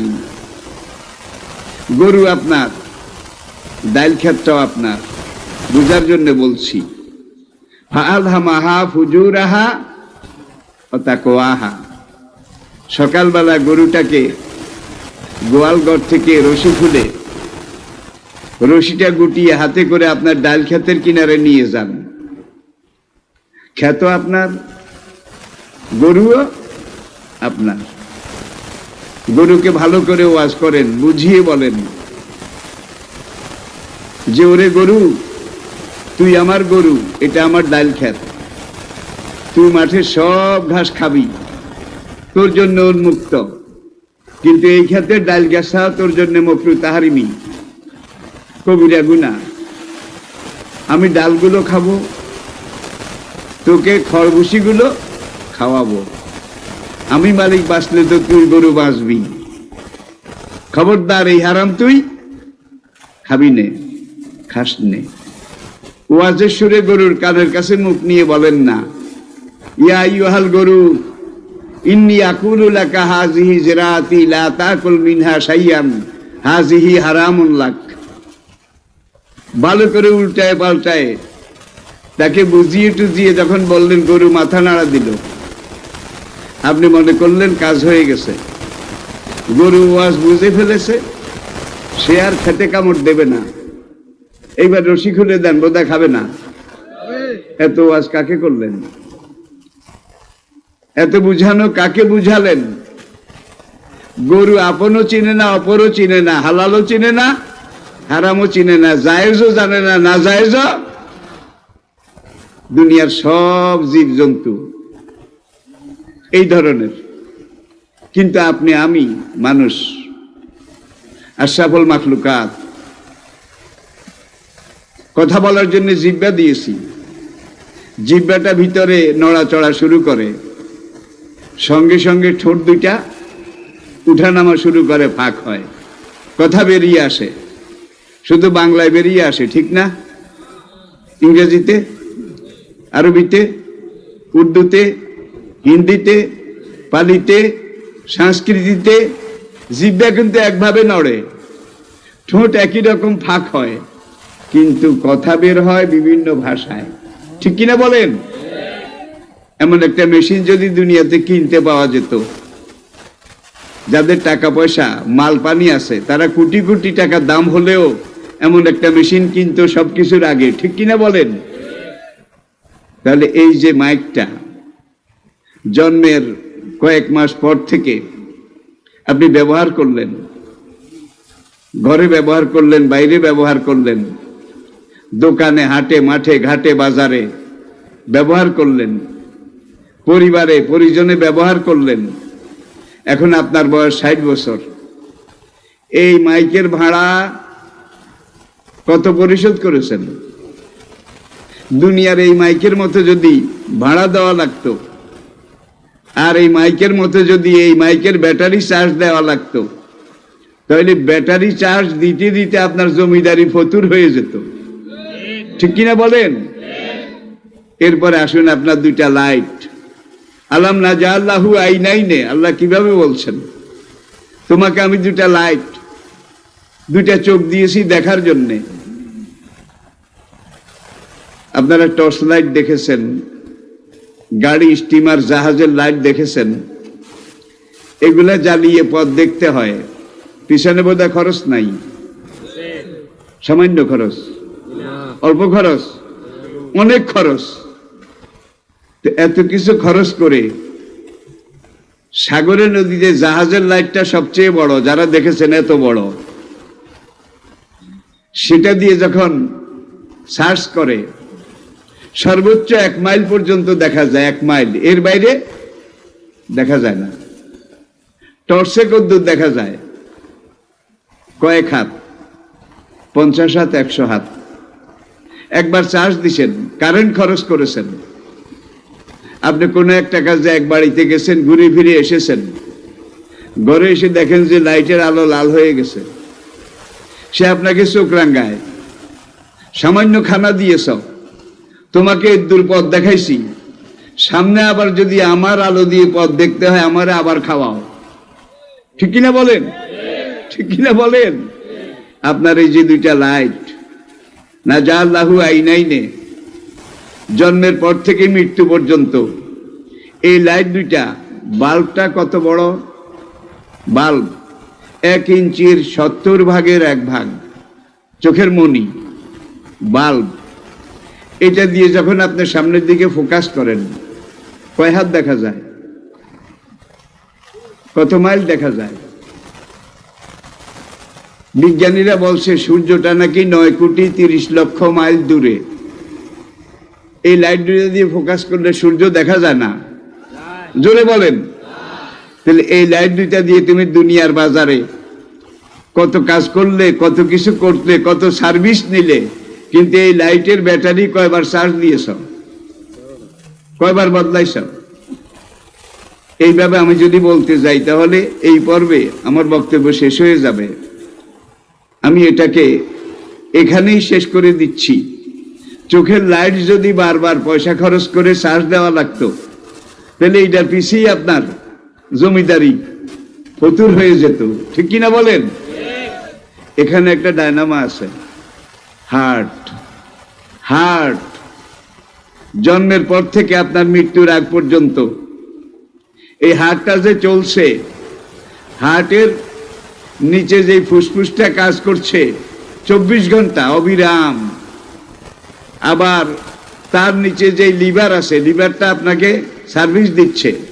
লিভারের নিচে 2টা কিডনি আছে, কিডনি আপনাকে সার্ভিস দিচ্ছে পুরো জীবন। কিডনির নিচে আবার একটা গোল ব্লাডার আছে, প্রত্যেকটা অঙ্গ প্রত্যঙ্গ আপনাকে এইভাবে সেবা করে চলছে। কোনটার কয়দিন লাইট চার্জ দিচ্ছেন বলেন? ব্যাটারি বোধহয় পাল্টাইছেন। জুতো 1 জোড়া কিনেন 2,500 টাকা দিয়ে, 6 মাস 1 বছর হাঁটার পরে জুতার পায়ের মুড়ালি গোড়ালি এখান দিয়ে অর্ধেক ক্ষয় হয়ে যায়, নাকি যায় না? 6 মাস 1 বছরে। মুসির কাছে নিয়ে গেলেন, মুসি দেখে দেখে বলে, স্যার এটাকে হাফসুল করানো লাগবে, তলা এটা আর কাজ দেবে না, এটা ফেলে দিয়ে নতুন আবার তলা এটা লাগানো লাগবে, এরকম বলে না? আপনার পায়ের তলাটা দেখেন, 2 পায়ের তলায় 2 জোড়া স্পঞ্জ, শক্তও নয় নরমও নয়, স্পঞ্জ ফিট করে দিয়েছেন। জন্মের পর থেকে 60 বছর পর্যন্ত আপনি স্পঞ্জ ব্যবহার করে পাও দিয়ে আপনি হেঁটেছেন, কয়বার পায়ের তলা হাফসুল করাইছেন বলেন? দুনিয়ার এগুলার মতো এগুলাকে যদি রিকনস্ট্রাকশন করা লাগতো, বারবার মেরামত জোড়া তালি দেওয়া লাগতো, তাইলে এগুলাকে জোড়া তালি দিতে দিতে আপনার সব সম্পদ খরচ করেও আরো কিছু শর্ট পড়ে যেত, ঠিক কিনা বলুন? দেখুন আপনার মাথা, এটি হলো জেনারেল হেডকোয়ার্টার। সেনাবাহিনীর একটা প্রধান হেডকোয়ার্টার থাকে না, এটা জেনারেল হেডকোয়ার্টার। কম্পিউটার আবিষ্কার হওয়ার আগে এত কথা দুনিয়ার মানুষ জানতো না। আজকে কম্পিউটার যখন আপনার মাথা এটাকে কম্পিউটারাইজ করেছে, 12 লক্ষ নার্ভ আছে, 12 লক্ষ সেল আছে, মগজের প্রত্যেকটা সেলের সাথে এক একটা রগ আছে, টিউব আছে, পাইপ আছে, এক একটা পাইপ এক এক পশমের গোড়ার সাথে জয়েন্ট আছে। এখন এখান থেকে হার্টে আসে, হার্ট থেকে এইভাবে ঝক ঝক ঝক প্রত্যেকটা লাইনে রক্ত যায়, খাদ্য যায়, ভিটামিন যায়, পশমগুলো জোরে পড়ে না, মরেও যায় না, কারণ এখান থেকে খাদ্য প্রত্যেকটা পশমের গোড়ায় গোড়ায় যায়, নাকি? একই রক্ত, একই গ্রুপের রক্ত, একই ব্যক্তির ক্যালোরি, ভিটামিন সবকিছু একজনের। কিন্তু দেখুন এখানে যে ফসলগুলো, এখানে আপনার জেনারেল হেডকোয়ার্টারের উপরে, এগুলো আপনি যদি 60 বছর বাঁচেন আর এগুলাকে না কাটেন না ছাটেন, আধুনিক দেহ বিজ্ঞানীরা বলছে 6.5 হাত পর্যন্ত লম্বা হয়, 6.5 হাত। এগুলার একেবারে কাছে এখানে যে পশমগুলো আছে এখানে চোখের উপরে, এগুলা 60 বছরে কয় হাত হয়েছে? কয় হাত? এক জায়গায় বসে আছে, এক সাইজ। ঠিক কিনা বলেন? আপনার এই পশমগুলাও এক জায়গায় বসে আছে, কিন্তু এখানে যুক্তি একটা কথা বলে, একই ক্ষেত, একই জমিন, একই ভিটামিন, একই রক্ত, একই সার। এখন এগুলা যেইভাবে 60 বছরের 6.5 হাত লম্বা হয়, এগুলা সবগুলাই 6.5 হাত লম্বা হওয়া দরকার ছিল। এখানে বোধহয় ইউরিয়া দিছেন, আর এখানে লবণে খাইছে, এখানে নোনায় ধরেছে, এই জন্য গাছ উঠে না। ব্যাপারটা এমন নাকি? একই সার, একই জমিন, একই ফসফেট, একই ইউরিয়া, একই রক্ত, একই ক্যালোরি, একই ভিটামিন, একই ফিটনেস, কিন্তু এখানের গুলা 6.5 হাত হয়েছে, আর এখানের গুলা এতটুকু হয়ে বসে আছে, এখানের গুলো সারা গায়ের গুলো। ঠিক কিনা বলেন? কিন্তু সবগুলা যদি এক তালে, সমান তালে, একই খাদ্য খেয়ে সমানে বাড়তো, আপনি কি মানুষ হইতেন না ছাগল হইতেন? কোন কি মানুষ হতেন না ছাগল হতেন?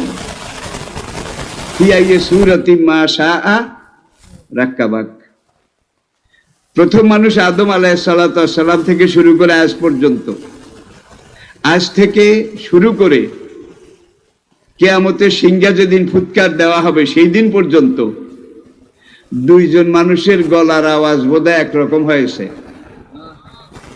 আপনারা জবাব দিন। দুইজন মানুষের গলার আওয়াজ বোধহয় একরকম হয়েছে। কোটি কোটি কোটি কোটি মানুষ, কিন্তু একজনের গলার আওয়াজের সাথে আরেকজনের গলার আওয়াজ, কত রকমের সুর তিনি সৃষ্টি করতে জানেন, কত রকমের স্বর তিনি ক্রিয়েট করতে জানেন। এই জন্যই তিনি রব্বুল আলামিন, এই জন্যই তিনি আলা কুল্লি শাইইন কাদির। আরো কথা আছে, দুইজনের গলার আওয়াজ যদি একই রকম হতো, আপনারাই বলুন বউ বেচারির কি অবস্থা হইতো? আপনার গ্রামের একটা মেয়ে, অনিন্দ সুন্দরী, সতী সাধ্বী রমণী, কিছুদিন আগে বিয়ে হয়েছে। আপনি চট্টগ্রামে ব্যবসা করেন, ঢাকায় ব্যবসা করেন, 1 মাস 2 মাস 15 দিন পরে একবার বাড়িতে আসেন, পাশের গ্রামের এক লুচ্চার গলার আওয়াজ ঠিক আপনার স্বামীর গলার আওয়াজের মতো, বিপদ কমতো না বাড়তো? বলেন। ওই লুচ্চা বদ নিয়তে, খারাপ মন নিয়ে সে খবর নিয়েছে স্বামী বাড়িতে নাই, রাত 1:30টার সময় এসে আপনার দুয়ারের কলিং বেল টিপল, অথবা আপনার দুয়ারের কড়া নাড়ালো। ওই বেচারি ঘুমেছিল, বেলের আওয়াজ শুনে, দুয়ারের কড়া না শুনে বেচারির ঘুম ভেঙে গেল। ঘুম ঘুম চোখে, আধো আধো বাধো বাধো কণ্ঠে বেচারি জিজ্ঞাসা করে, কে? রাত 1:30টার সময় দুয়ারের কড়া নাড়ো, কলিং বেল টিপ। ওই লুচ্চা মুখেরে বাঁকা করে কায়দা করে বলে, আমি তোমার স্বামী, দরজাটা খুললা দাও। মুখের যতই কায়দা করুক, স্বামীর টোন, স্বামীর আওয়াজ সর্বদা দিতে পারবে। যদিও এই লুচ্চার গলার আওয়াজ স্বামীর আওয়াজের মতো হইতো, মহিলা অবাধে নিশ্চিন্তে দুয়ার খুলে স্টেশনের সিগন্যাল ডাউন করে দিত, বিনা বাধায় অনুমতি পেয়ে এই ট্রেন প্ল্যাটফর্মে ঢুকে যেত। ঠিক কিনা বলেন? বিপদ বাড়তো না কমতো? স্বামীর চেহারার সাথেও কারো মিল নাই, স্বামীর গলার আওয়াজের সাথেও। যত মানুষ তত স্বর, যত মানুষ তত চেহারা। ঠিক কিনা বলেন? তাহলে এইটা কার পক্ষে সম্ভব? একমাত্র যিনি আলা কুল্লি শাইইন কাদির, তার পক্ষেই সম্ভব। তিনি কয়জন বলা লাগবে? কুল হু আল্লাহু আহাদ আল্লাহুস সামাদ লাম ইয়ালিদ ওয়া লাম ইউলাদ। তিনি এক একক, তিনি চিন্ময় অব্যয়, তিনি অরূপ অতুল, তিনি কালজয়ী, তিনি চিরন্তন। আল্লাহু লা ইলাহা ইল্লা হুয়াল হাইয়ুল কাইয়ুম। অনন্তকাল এই দুনিয়ার ব্যবস্থাপনা, এগুলো হ্যান্ডেলিং করতে করতে, চালাইতে চালাইতে, আল্লাহ এত চিকন, এত সূক্ষ্ম রগ আছে যেগুলো অনুবীক্ষণ যন্ত্র ছাড়া দেখা যায় না, সেগুলোর ভিতর দিয়ে পর্যন্ত রক্ত চলাচল করে।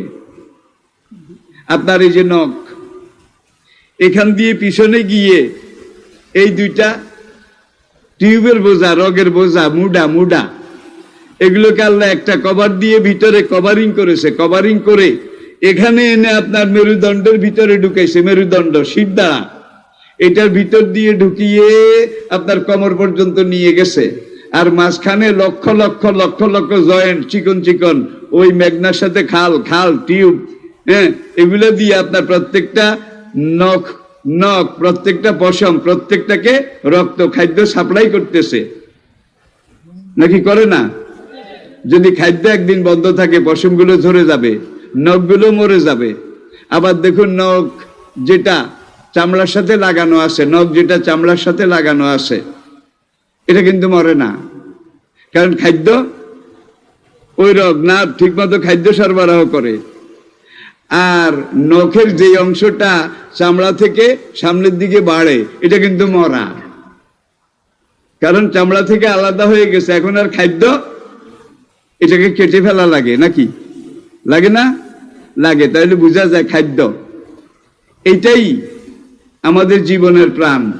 এরপর আপনার কোমরে এসে তারপরে এখান থেকে আবার এই রগগুলাকে আল্লাহ রাব্বুল আলামিন আরেকটা আটি, আরেকটা বোঝার মতো বেঁধে আপনার রানের পিছন দিয়ে, হাঁটুর পেছন দিয়ে আপনার পায়ের গোড়ালির এখানে এনে লাগিয়েছে। পায়ের মুড়ুয়া পিছন দিয়ে গোড়ালির এখানে লাগিয়েছে। আর এই দুই দিক থেকে লক্ষ লক্ষ লক্ষ লক্ষ নার্ভ প্রত্যেকটা পশম শরীরের প্রত্যেকটা অর্গান সাপ্লাই করে। ঠিক কিনা বলেন? আজকের আধুনিক বিজ্ঞানের, মডার্ন সায়েন্সের সবচেয়ে বড় আবিষ্কার কম্পিউটার। কম্পিউটারের চাইতে বড় কিছু এখনো আবিষ্কার হয়নি। যদি কোনোদিন হয়, তখন দেখা যাবে মানুষের তৈরি আজকের সর্বোচ্চ আবিষ্কার, বিজ্ঞানের আবিষ্কার কম্পিউটার। আপনারা শুনলে আনন্দিত হবেন। আজকের বিজ্ঞানের সবচেয়ে বড় আবিষ্কার কম্পিউটার পর্যন্ত কোরআনের কাছে সারেন্ডার করেছে। কোরআনকে যখন কম্পিউটার করা হলো,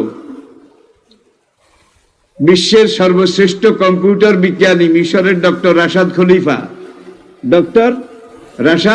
খলিফা এবং তার সঙ্গী আরো কয়েকজন যখন কোরআনকে কম্পিউটারাইজ করার পরে তারা যখন দেখেছে কোরআনের প্রথম আয়াতটা বিসমিল্লাহির রহমানির রহিম, কি এটা কোরআন আয়াত না? নাকি বলবো এটা বিসমিল্লাহ? সূরা নমলে যান, সেখানে কিন্তু আল্লাহ বলেছেন ইন্নাহু মিন সুলাইমানা ওয়া ইন্নাহু বিসমিল্লাহির রহমানির রহিম। তাহলে বিসমিল্লাহির রহমানির রহিম শুধু সূরা শুরু না, এটা কোরআনের একটা আয়াত। লোহে মাহফুজে যেইভাবে লেখা আছে, আপনার আমার ঘরে ঠিক সেইভাবে লেখা আছে। এখানে বিসমিল্লাহির রহমানির রহিম আরবি, এখানে 19টা আরবি অক্ষর আছে। বাড়িতে গিয়ে আজকে একটু গুনে দেখবেন 19টা। কোরআনের আরেক জায়গায় আল্লাহ বলেছেন ওয়া আলাইহা তেসাতা আশার, ওয়া আলাইহা সর্বোপরি 19, সবকিছুর উপরে 19। কম্পিউটার করার পরে দেখা গেছে কোরআনের সূরা সংখ্যা 114, এটাকে 19 দিয়ে ভাগ করলে মিলে না বোধ হয়। 6 19 কত কয় না? 6 19 কত? 114 নাকি? তাহলে 19-এর ভাগে 114, এটা বিভাজ্য। আবার একটু সামনে যান, কোরআনের প্রথম সূরা, এখানে যে কয়টা অক্ষর আছে, দ্বিতীয় সূরা বাকারা, এখানে যে কয়েকটা অক্ষর আছে, ভিন্ন ভিন্ন কম্পিউটার হিসাব করে দেখেছে প্রত্যেকটা অক্ষরের সংখ্যা 19 দিয়ে ভাগ করলে মিলে যায়। 30 পারা কোরআনে আলিফ যত হাজার বার আছে, আলিফ এগুলা যোগ করার পরে দেখা গেছে আলিফের যোগফল 19 দিয়ে ভাগ করলে মিলে যায়। প্রথম ওহী কোরআন নাজিল শুরু, ইকরা বিসমে রাব্বিকাল্লাযী, এই সূরাটার ক্রমিক নম্বর এটা 19 দিয়ে ভাগ করলে মিলে যায়। পুরা কোরআনে আল্লাহ রাব্বুল আলামিন বিভিন্ন নবী রাসূলের ইতিহাস বর্ণনা করেছেন নাকি? কিচ্ছা শোনাবার জন্য, গল্প শোনাবার জন্য। সূরা ইউসুফ, এটাকে আল্লাহ বলেছেন আহসানাল কাসাস, সবচাইতে শিক্ষামূলক ইতিহাস ঘটনা। ইউসুফ জেলে গিয়েছিলেন, এটা আপনারা জানেন না? অন্যায় করার অপরাধে কি নাকি না করার অপরাধে? ইউসুফ যেই ঘরে লালিত পালিত, ভাগ্যের নির্মম পরিহাসে 3 বার বিক্রি হয়েছে। সৎ মায়ের গর্ভের ভাইয়েরা সবাই মিলে হাত পা বেঁধে কুয়ায় ফেলে দিয়েছিল, এটা আপনারা জানেন। 3 বার বিক্রি হওয়ার পরে মিশরের রাজ পরিবারে তার জায়গা হলো, ঠাই হলো গোলাম হিসাবে। তবে আজিজ ইউসুফকে তৃতীয়বার, 3rd টাইম কিনে নিয়ে তার বেগমকে বলে আকরেমি মাসওয়াহু, এই ছেলের সাথে খারাপ ব্যবহার করো না, আসা আইয়ান ফানা, ছেলেটার রূপের পিরামিড, বিশ্বের সেরা সুন্দর, ঠিক কিনা বলেন? বিশ্বের সেরা সুন্দর, আমাদের নবী ছাড়া ইউসুফের রূপ সবচেয়ে বেশি। আর আমাদের নবীর রূপের কথা যদি বলতে যাই, সারা রাত আজকে বললেও আমি কোনো কুল কিনারা করতে পারবো না। হালাম্মা বালাগা আসদ্দাহু, কোরআন কোন টোনে কথা বলছে। ইউসুফ যখন ভরা যৌবনে পৌঁছল, হালাম্মা বালাগা আসদ্দাহু, ইউসুফ সেই রাজ পরিবারে যখন ভরা যৌবনে পৌঁছল, যুবকরাও যখন যৌবনে পৌঁছে তাদের রূপ কমে যায় না বাড়ে? যুবতীরা যৌবনে পৌঁছলে আলাদা একটা রূপের ঝলমল, রূপের একটা ঝলক তাদের মধ্যে দেখা যায়, ঠিক কিনা বলেন? সুন্দর ইউসুফ যৌবনে পৌঁছার পরে আরো সুন্দর হয়ে গেছে।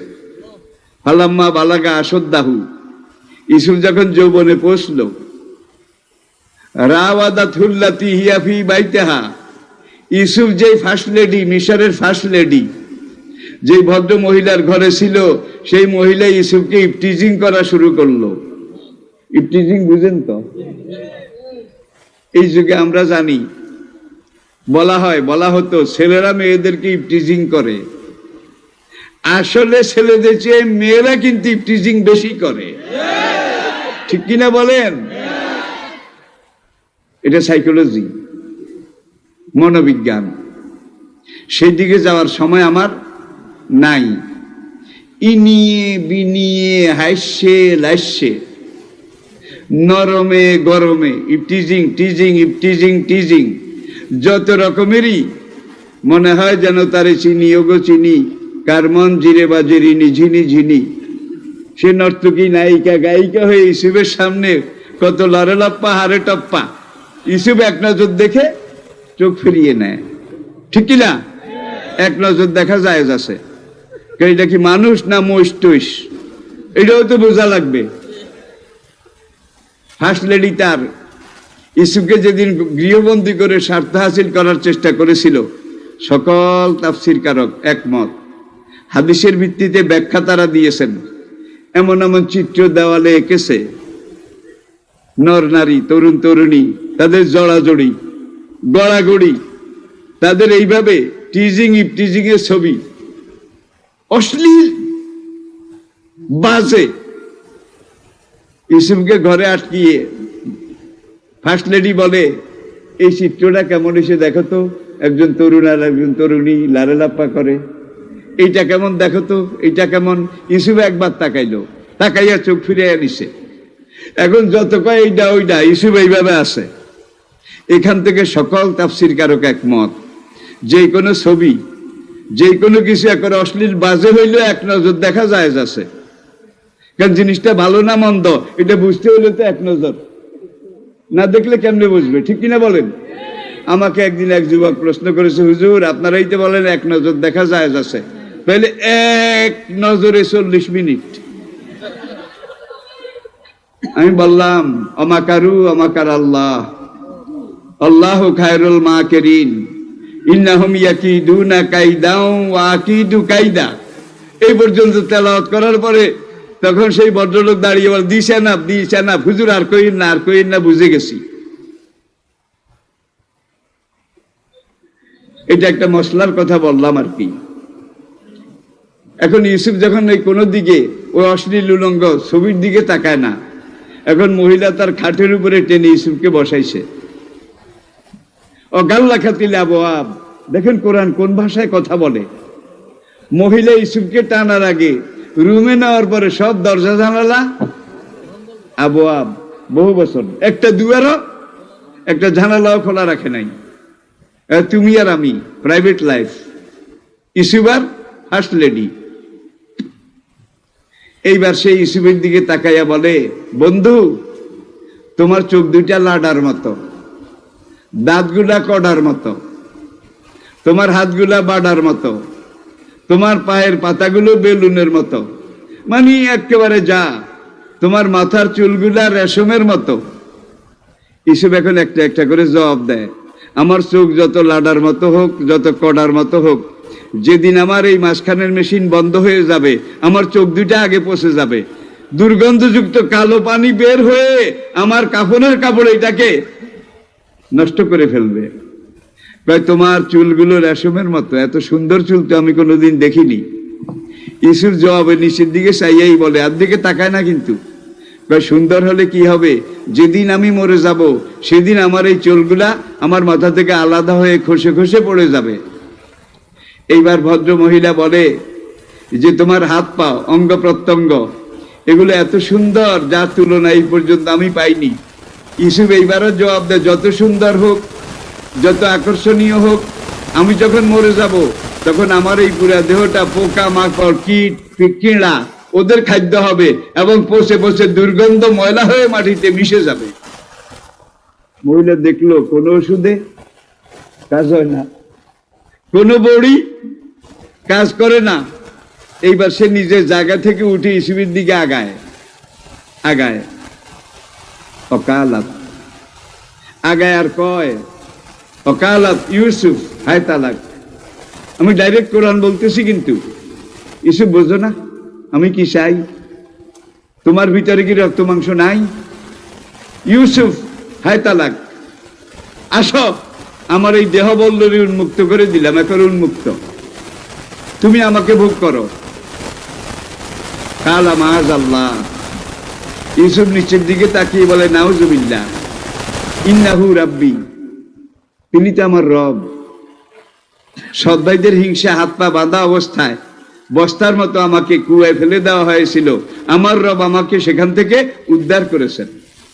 উদ্ধার করে বিক্রি 3 বিক্রির পরে এখানে রাজ পরিবারে আমার জায়গা করে দিয়েছেন।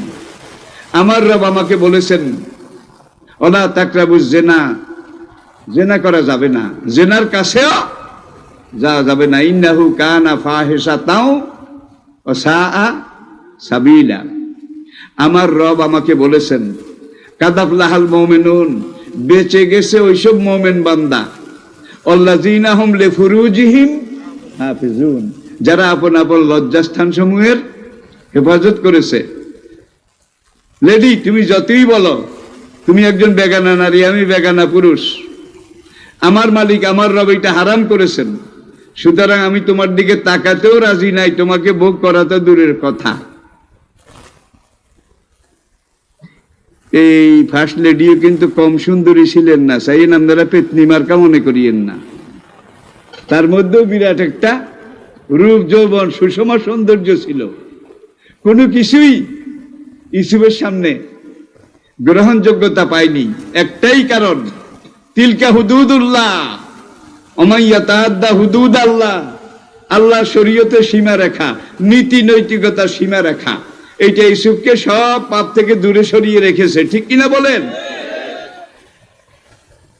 ইউসুফ চিন্তা করলো, পোড়ার মুখী তো আর যেই পরিকল্পনা নিয়েছে, আমারও তো রক্ত মাংসের শরীর, বলা যায় না, এই যেইভাবে সে বিষাক্ত সাপের মতো আমাকে সবল মারতেছে বারবার, আমার শরীরটা যদি আবার গরম হয়ে যায়, গরম হয়ে গেলে যদি আমি হিটাহিট কাণ্ডজ্ঞানহীন হয়ে আমার নিজের স্বরূপ ভুলে যায়, আমি আবার তার আকর্ষণে পড়ে যাই, আমার রব নিষেধ করেছে। আর আমাদের নবী কি বলেছেন, এটার সাথে একটা হাদিস লাগাইলে বোধহয় আরো যুবক তরুণ ভাইদের জন্য, এই যুগের ইউসুফদের জন্য, আমার কলিজার টুকরা যুবক তরুণ ভাইয়েরা, তোমরা কিন্তু এই যুগের ইউসুফ। এই যুগের ইউসুফ।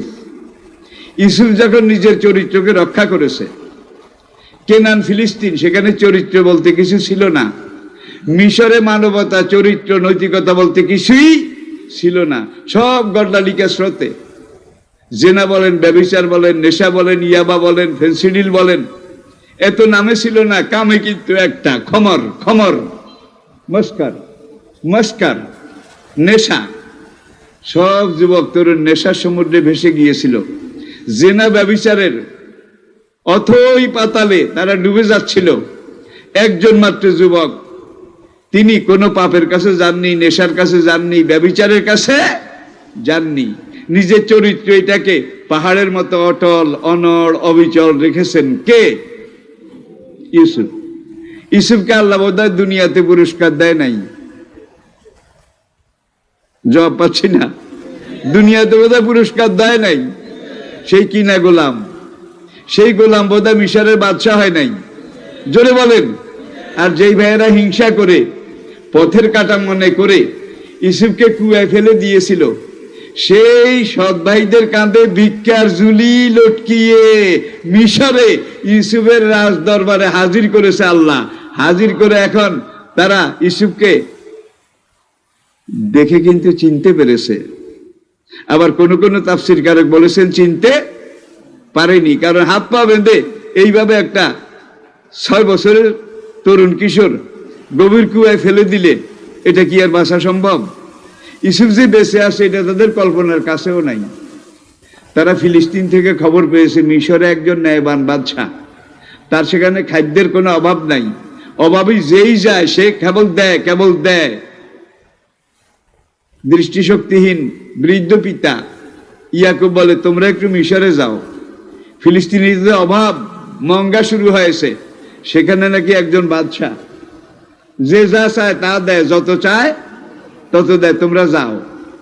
এখন সেখানে গেছে, যাইয়া কয়, বাদশা হুজুর, আমরা পেটের দায়ে অভাবে পড়ে আপনার রাজ দরবারে এসেছি।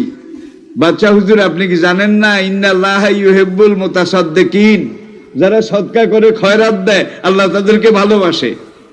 আমরা আপনার কাছে এসেছি, আমাদেরকে কিছু রিলিফ দেন, ভিক্ষা দেন। যেই ভাইয়েরা ইউসুফকে এমন পথের কাটা মনে করে কুয়ায় ফেলে দিয়েছিল, সেই ভাইদের কাঁধের মধ্যে ভিক্ষার ঝুলি দিয়ে ইউসুফকে বাদশা বানিয়ে ভিক্ষুক হিসাবে ভাইদেরকে ইউসুফের দরবারে হাজির করেছে কে? আল্লাহ পারে। ফাআলুল লিমা ইউরিদ, যেটা চান সেটাই পারে, ঠিক কিনা বলেন? প্রথম সফরে যা পারলো ওরা উটের পিঠে যা ধরলো, নে নে নে নে। দ্বিতীয় সফরে আবার আসলো। প্রথম সফরে ইউসুফ বলে দিয়েছে, আমার এখানে একটা আইন আছে মিশরে, আমার সরকারের আইন, ফালাম্মা বালাগা আশুদ্দাহু আতাইনাহু হুকমাও ওয়া ইলমা। ইউসুফ যখন যৌবনে পৌঁছলো, তখন তাকে আমি জ্ঞান, বিজ্ঞান এবং নবুয়ত একসাথে দান করলাম, একসঙ্গে দান করলাম। এখন বলে দিয়েছে যে তোমরা পরিবারের সদস্য সংখ্যা কত? এরা বলল, আমরা এক মায়ের পেটের 10 ভাই, আরেক মায়ের পেটের আরেকটা ভাই আছে, আরেক মায়ের পেটে যেই ভাইটা আছে এই ভাইটার আরেকটা বড় ভাই আসছিল, হে বহুদিন আগে হারাই গেছে। কে হারাইছে পর্যন্ত? কে? ও হারাই গেছে, ওর কোনো খবর। তাহলে আমরা এখন 10 ভাই আপনার সামনে আসি, বাড়িতে একটা সৎ ভাই আছে, বুড়া মা বাবা আছে। ইউসুফ বললেন, কষ্ট হলেও আগামী সফরে রিলিফের জন্য আসতে তাদেরকে সঙ্গে নিয়ে এসো। 10 ভাই বলল, বাবা মা তো বুড়া মানুষ আসতে পারবে না। ইউসুফ তখন বলল, অন্তত তোমাদের যে সৎ ভাইটা আছে ওকে নিয়ে এসো। আপনারা জানেন বিনিয়ামিন, ইউসুফের এক মায়ের গর্ভের 2 ভাই, ইউসুফ ছোট ভাই বিনিয়ামিন। এবার বিনিয়ামিনকে যখন দ্বিতীয় সফরে নিয়ে আসলো, ইউসুফ আলাইহিস সালাম বিনিয়ামিনকে দেখে চিনলেন। বিনিয়ামিন কিন্তু ইউসুফকে চিনেন নাই, কারণ 40 বছর আগের ঘটনা। এখন তো বিনিয়ামিনই তো আদা বুড়া, কি আদা বুড়া। এখন ইউসুফ আলাইহিস সালাম একটা কূটনীতিক চাল ব্যবহার করলেন। কি? তার আর্দালিকে বললেন যে এই ফিলিস্তিন থেকে যেই কাফেলা এসেছে, সেই কাফেলার মধ্যে যে সবচেয়ে ছোট এই নাম এই রঙের, তার ব্যাগের মধ্যে আমার এই পানি পান করার স্বর্ণের বাটিটা কেউ যেন না দেখে ঢুকাই দাও, তার ব্যাগের মধ্যে ঢুকাই দাও। কার ব্যাগে? বিনিয়ামিন, আপন ছোট ভাইয়ের। আপনারা বুঝতেছেন।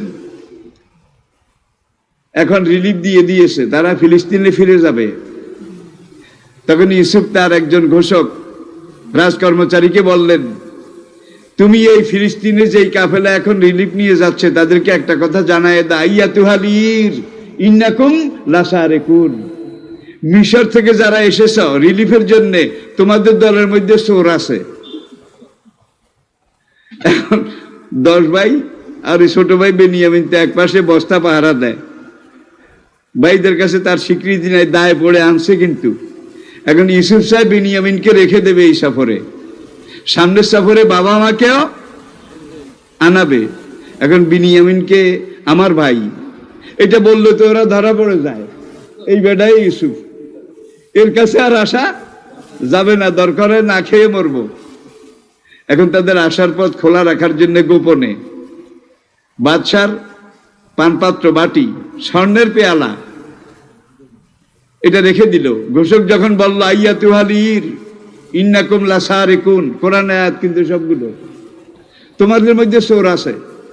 তখন ওই 10 ভাইয়ে কসম করে, বাদশাহ হুজুর খোদার কসম আমরা চোর না, চোরের ছেলে পেলেও না, চোরের গোষ্ঠীও না, পেটের দায়ে ভিক্ষার ঝুলি নিয়ে আপনার কাছে গত মাসেও আসছি, এই মাসে আবার আসছি। এখন আমার যে বাড়ি পাই না, এখন আমি কি করতে পারি? ভাইয়েরা বললো, বাদশাহ হুজুর আপনার তো লোকের অভাব নাই, আমাদের ব্যাগ এটা চেক করেন। ব্যাগ চেক করে কি হবে? এখন 10 ভাইয়েরা বলে, আমাদের ফিলিস্তিনের আইন হলো যার ব্যাগে আপনার হারানো বাটি পাওয়া যাবে সে অ্যারেস্ট হবে, সে বন্দী হবে। ইসুফেকে আমার আইনও এটা, মিশরের আইনে এটা। কয় তাহলে লাগেজ খোলেন। খুলতে দেখতে ওই বিনিয়ামিনের ব্যাগ খুলে দেখে পেয়ালা হিডা বাদশার। এখন 10 ভাইয়ে কি কয় বলবো, বাদশাহ হুজুর ও কিন্তু আমাদের আপন ভাই না, এই বললো প্রথম, ও কিন্তু আমাদের আপন ভাই না, আরেক মায়ের প্যাডের। তারপরে কি, ওর একটা বড় ভাই আসিল, অনেক দিন আগে হারিয়ে গেছে। ওর আপন সেই বড় ভাইটা এর চেয়েও চোর দি গ্রেট, আরো বড় চোর আসিল। ভাই এই যুগে হইলে 40 বছর আগে হিংসার বশবর্তী হয়ে যে ইউসুফকে কুয়ায় ফেলে দিয়েছে, 40 বছর পরে এখন বলে ওর যে একটা আপন বড় ভাই ছিল সে এর চেয়েও বড় চোর আসিল। ইউসুফ এইটাও সহ্য করলেন, কিচ্ছু কয় না, কারণ বাবা মাকে তো আনাইতে হবে, নাকি আনাইতে হবে। ওরা এবার যদি হোঁচট খায়, না খেয়ে মরলেও আর আসবে না। শেষ সফরে বিনিয়ামিনকে আটকায় রাখলেন মিশরের আইন অনুযায়ী। ফিলিস্তিনে ফিরে আসার পরে এখন বাবাকে বলে, আগে এক বাইরে নিছিলাম, বাগে লইয়া গেছে, রিলিফের জন্য আরেক বাইরে নিছি, বাবা আমাদের ছেলে সেখানে চুরি করেছে, চুরি করে ধরা পড়ছে। মিশরের বাদশা তাকে আটকায় রেখেছে। পিতা বুড়া ইয়াকুব আলাইহিস সালাম বললেন, এর আগে বেনিয়ামিনের বড় ভাই, তার ব্যাপারেও তোমরা আমাকে বানানো কিচ্ছা শুনিয়েছ, আমি তো এখনই ইউসুফের গন্ধ পাই। ইন্নী লা আজিদু রিহা ইউসুফা, আমি যখন নামাজের মুসল্লা দাঁড়াই ইউসুফের ঘ্রাণ আমি এখনো পাই। 10 ভাইয়ের আপনি তো বেশি বুড়া হইয়া গেছেন, আপনার নাকের এখন কোনো তালমাল নাই। সেই 40 বছর আগে কোথায় হারিয়ে গেছে, বাঘে নিয়ে গেছে। আর 40 বছরের আমনে বুড়া বাবায় কয়, ইন্নী লা আজিদু রিহা ইউসুফা, আমি এখনো ইউসুফের ঘ্রাণ প্রত্যেক দিন পাই। দেখছেন নবুয়তে সম্পর্ক। আল্লাহু আকবার।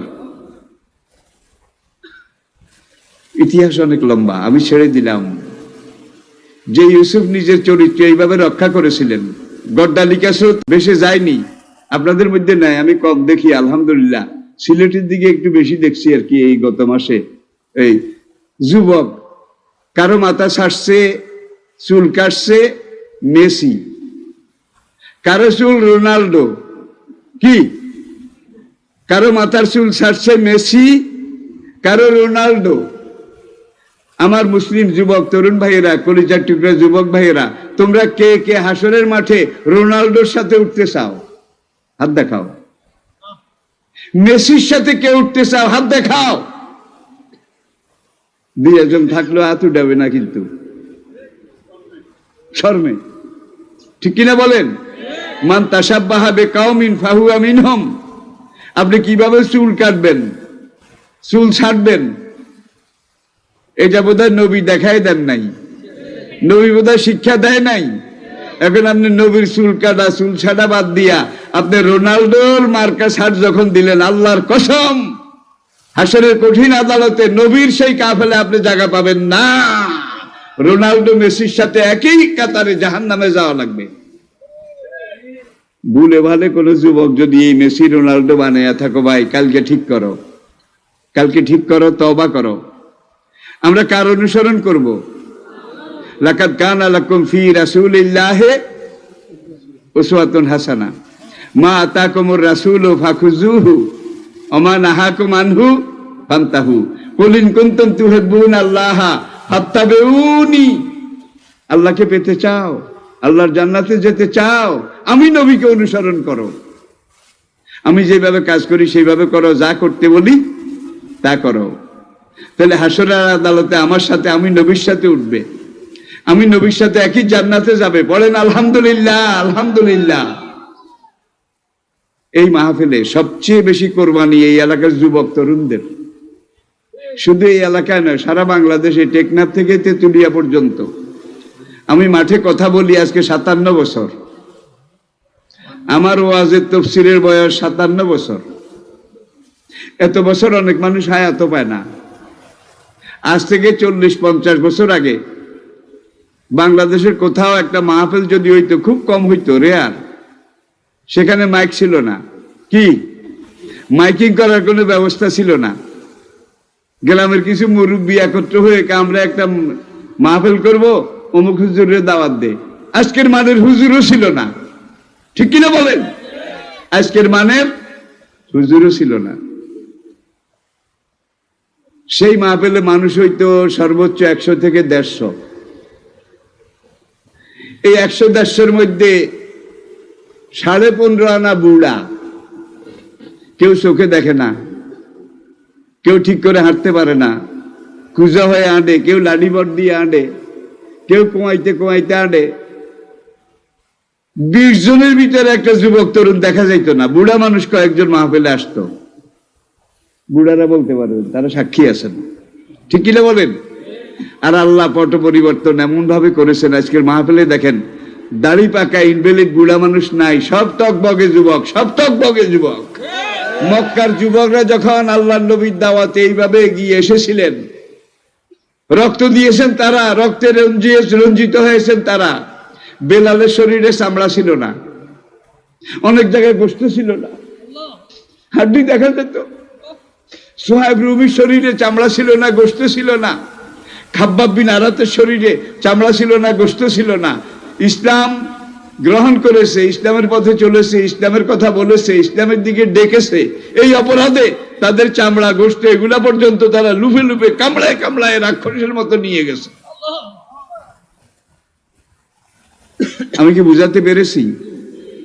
আজকের যে যুবকরা ইসলামের পথে, কোরআনের পথে এইভাবে এগিয়ে আসনে, জান্নাতে হযরত বেলালের সঙ্গী বানিয়ে দিও, খাব্বাব বিন আরাতের সঙ্গী বানিয়ে দিও আল্লাহ। প্রিয় ভাইয়েরা, আপনাদের কি অসুবিধা হয়? আমি বুড়ো মানুষ, আমার কথার মধ্যে কোনো টান নাই, গান নাই, সুর নাই, বাও নাই, বাক্কা নাই, সাদামাটা কথা। কিন্তু আমি জানি ইন্না মিনাল বয়ানে লা সেহরা।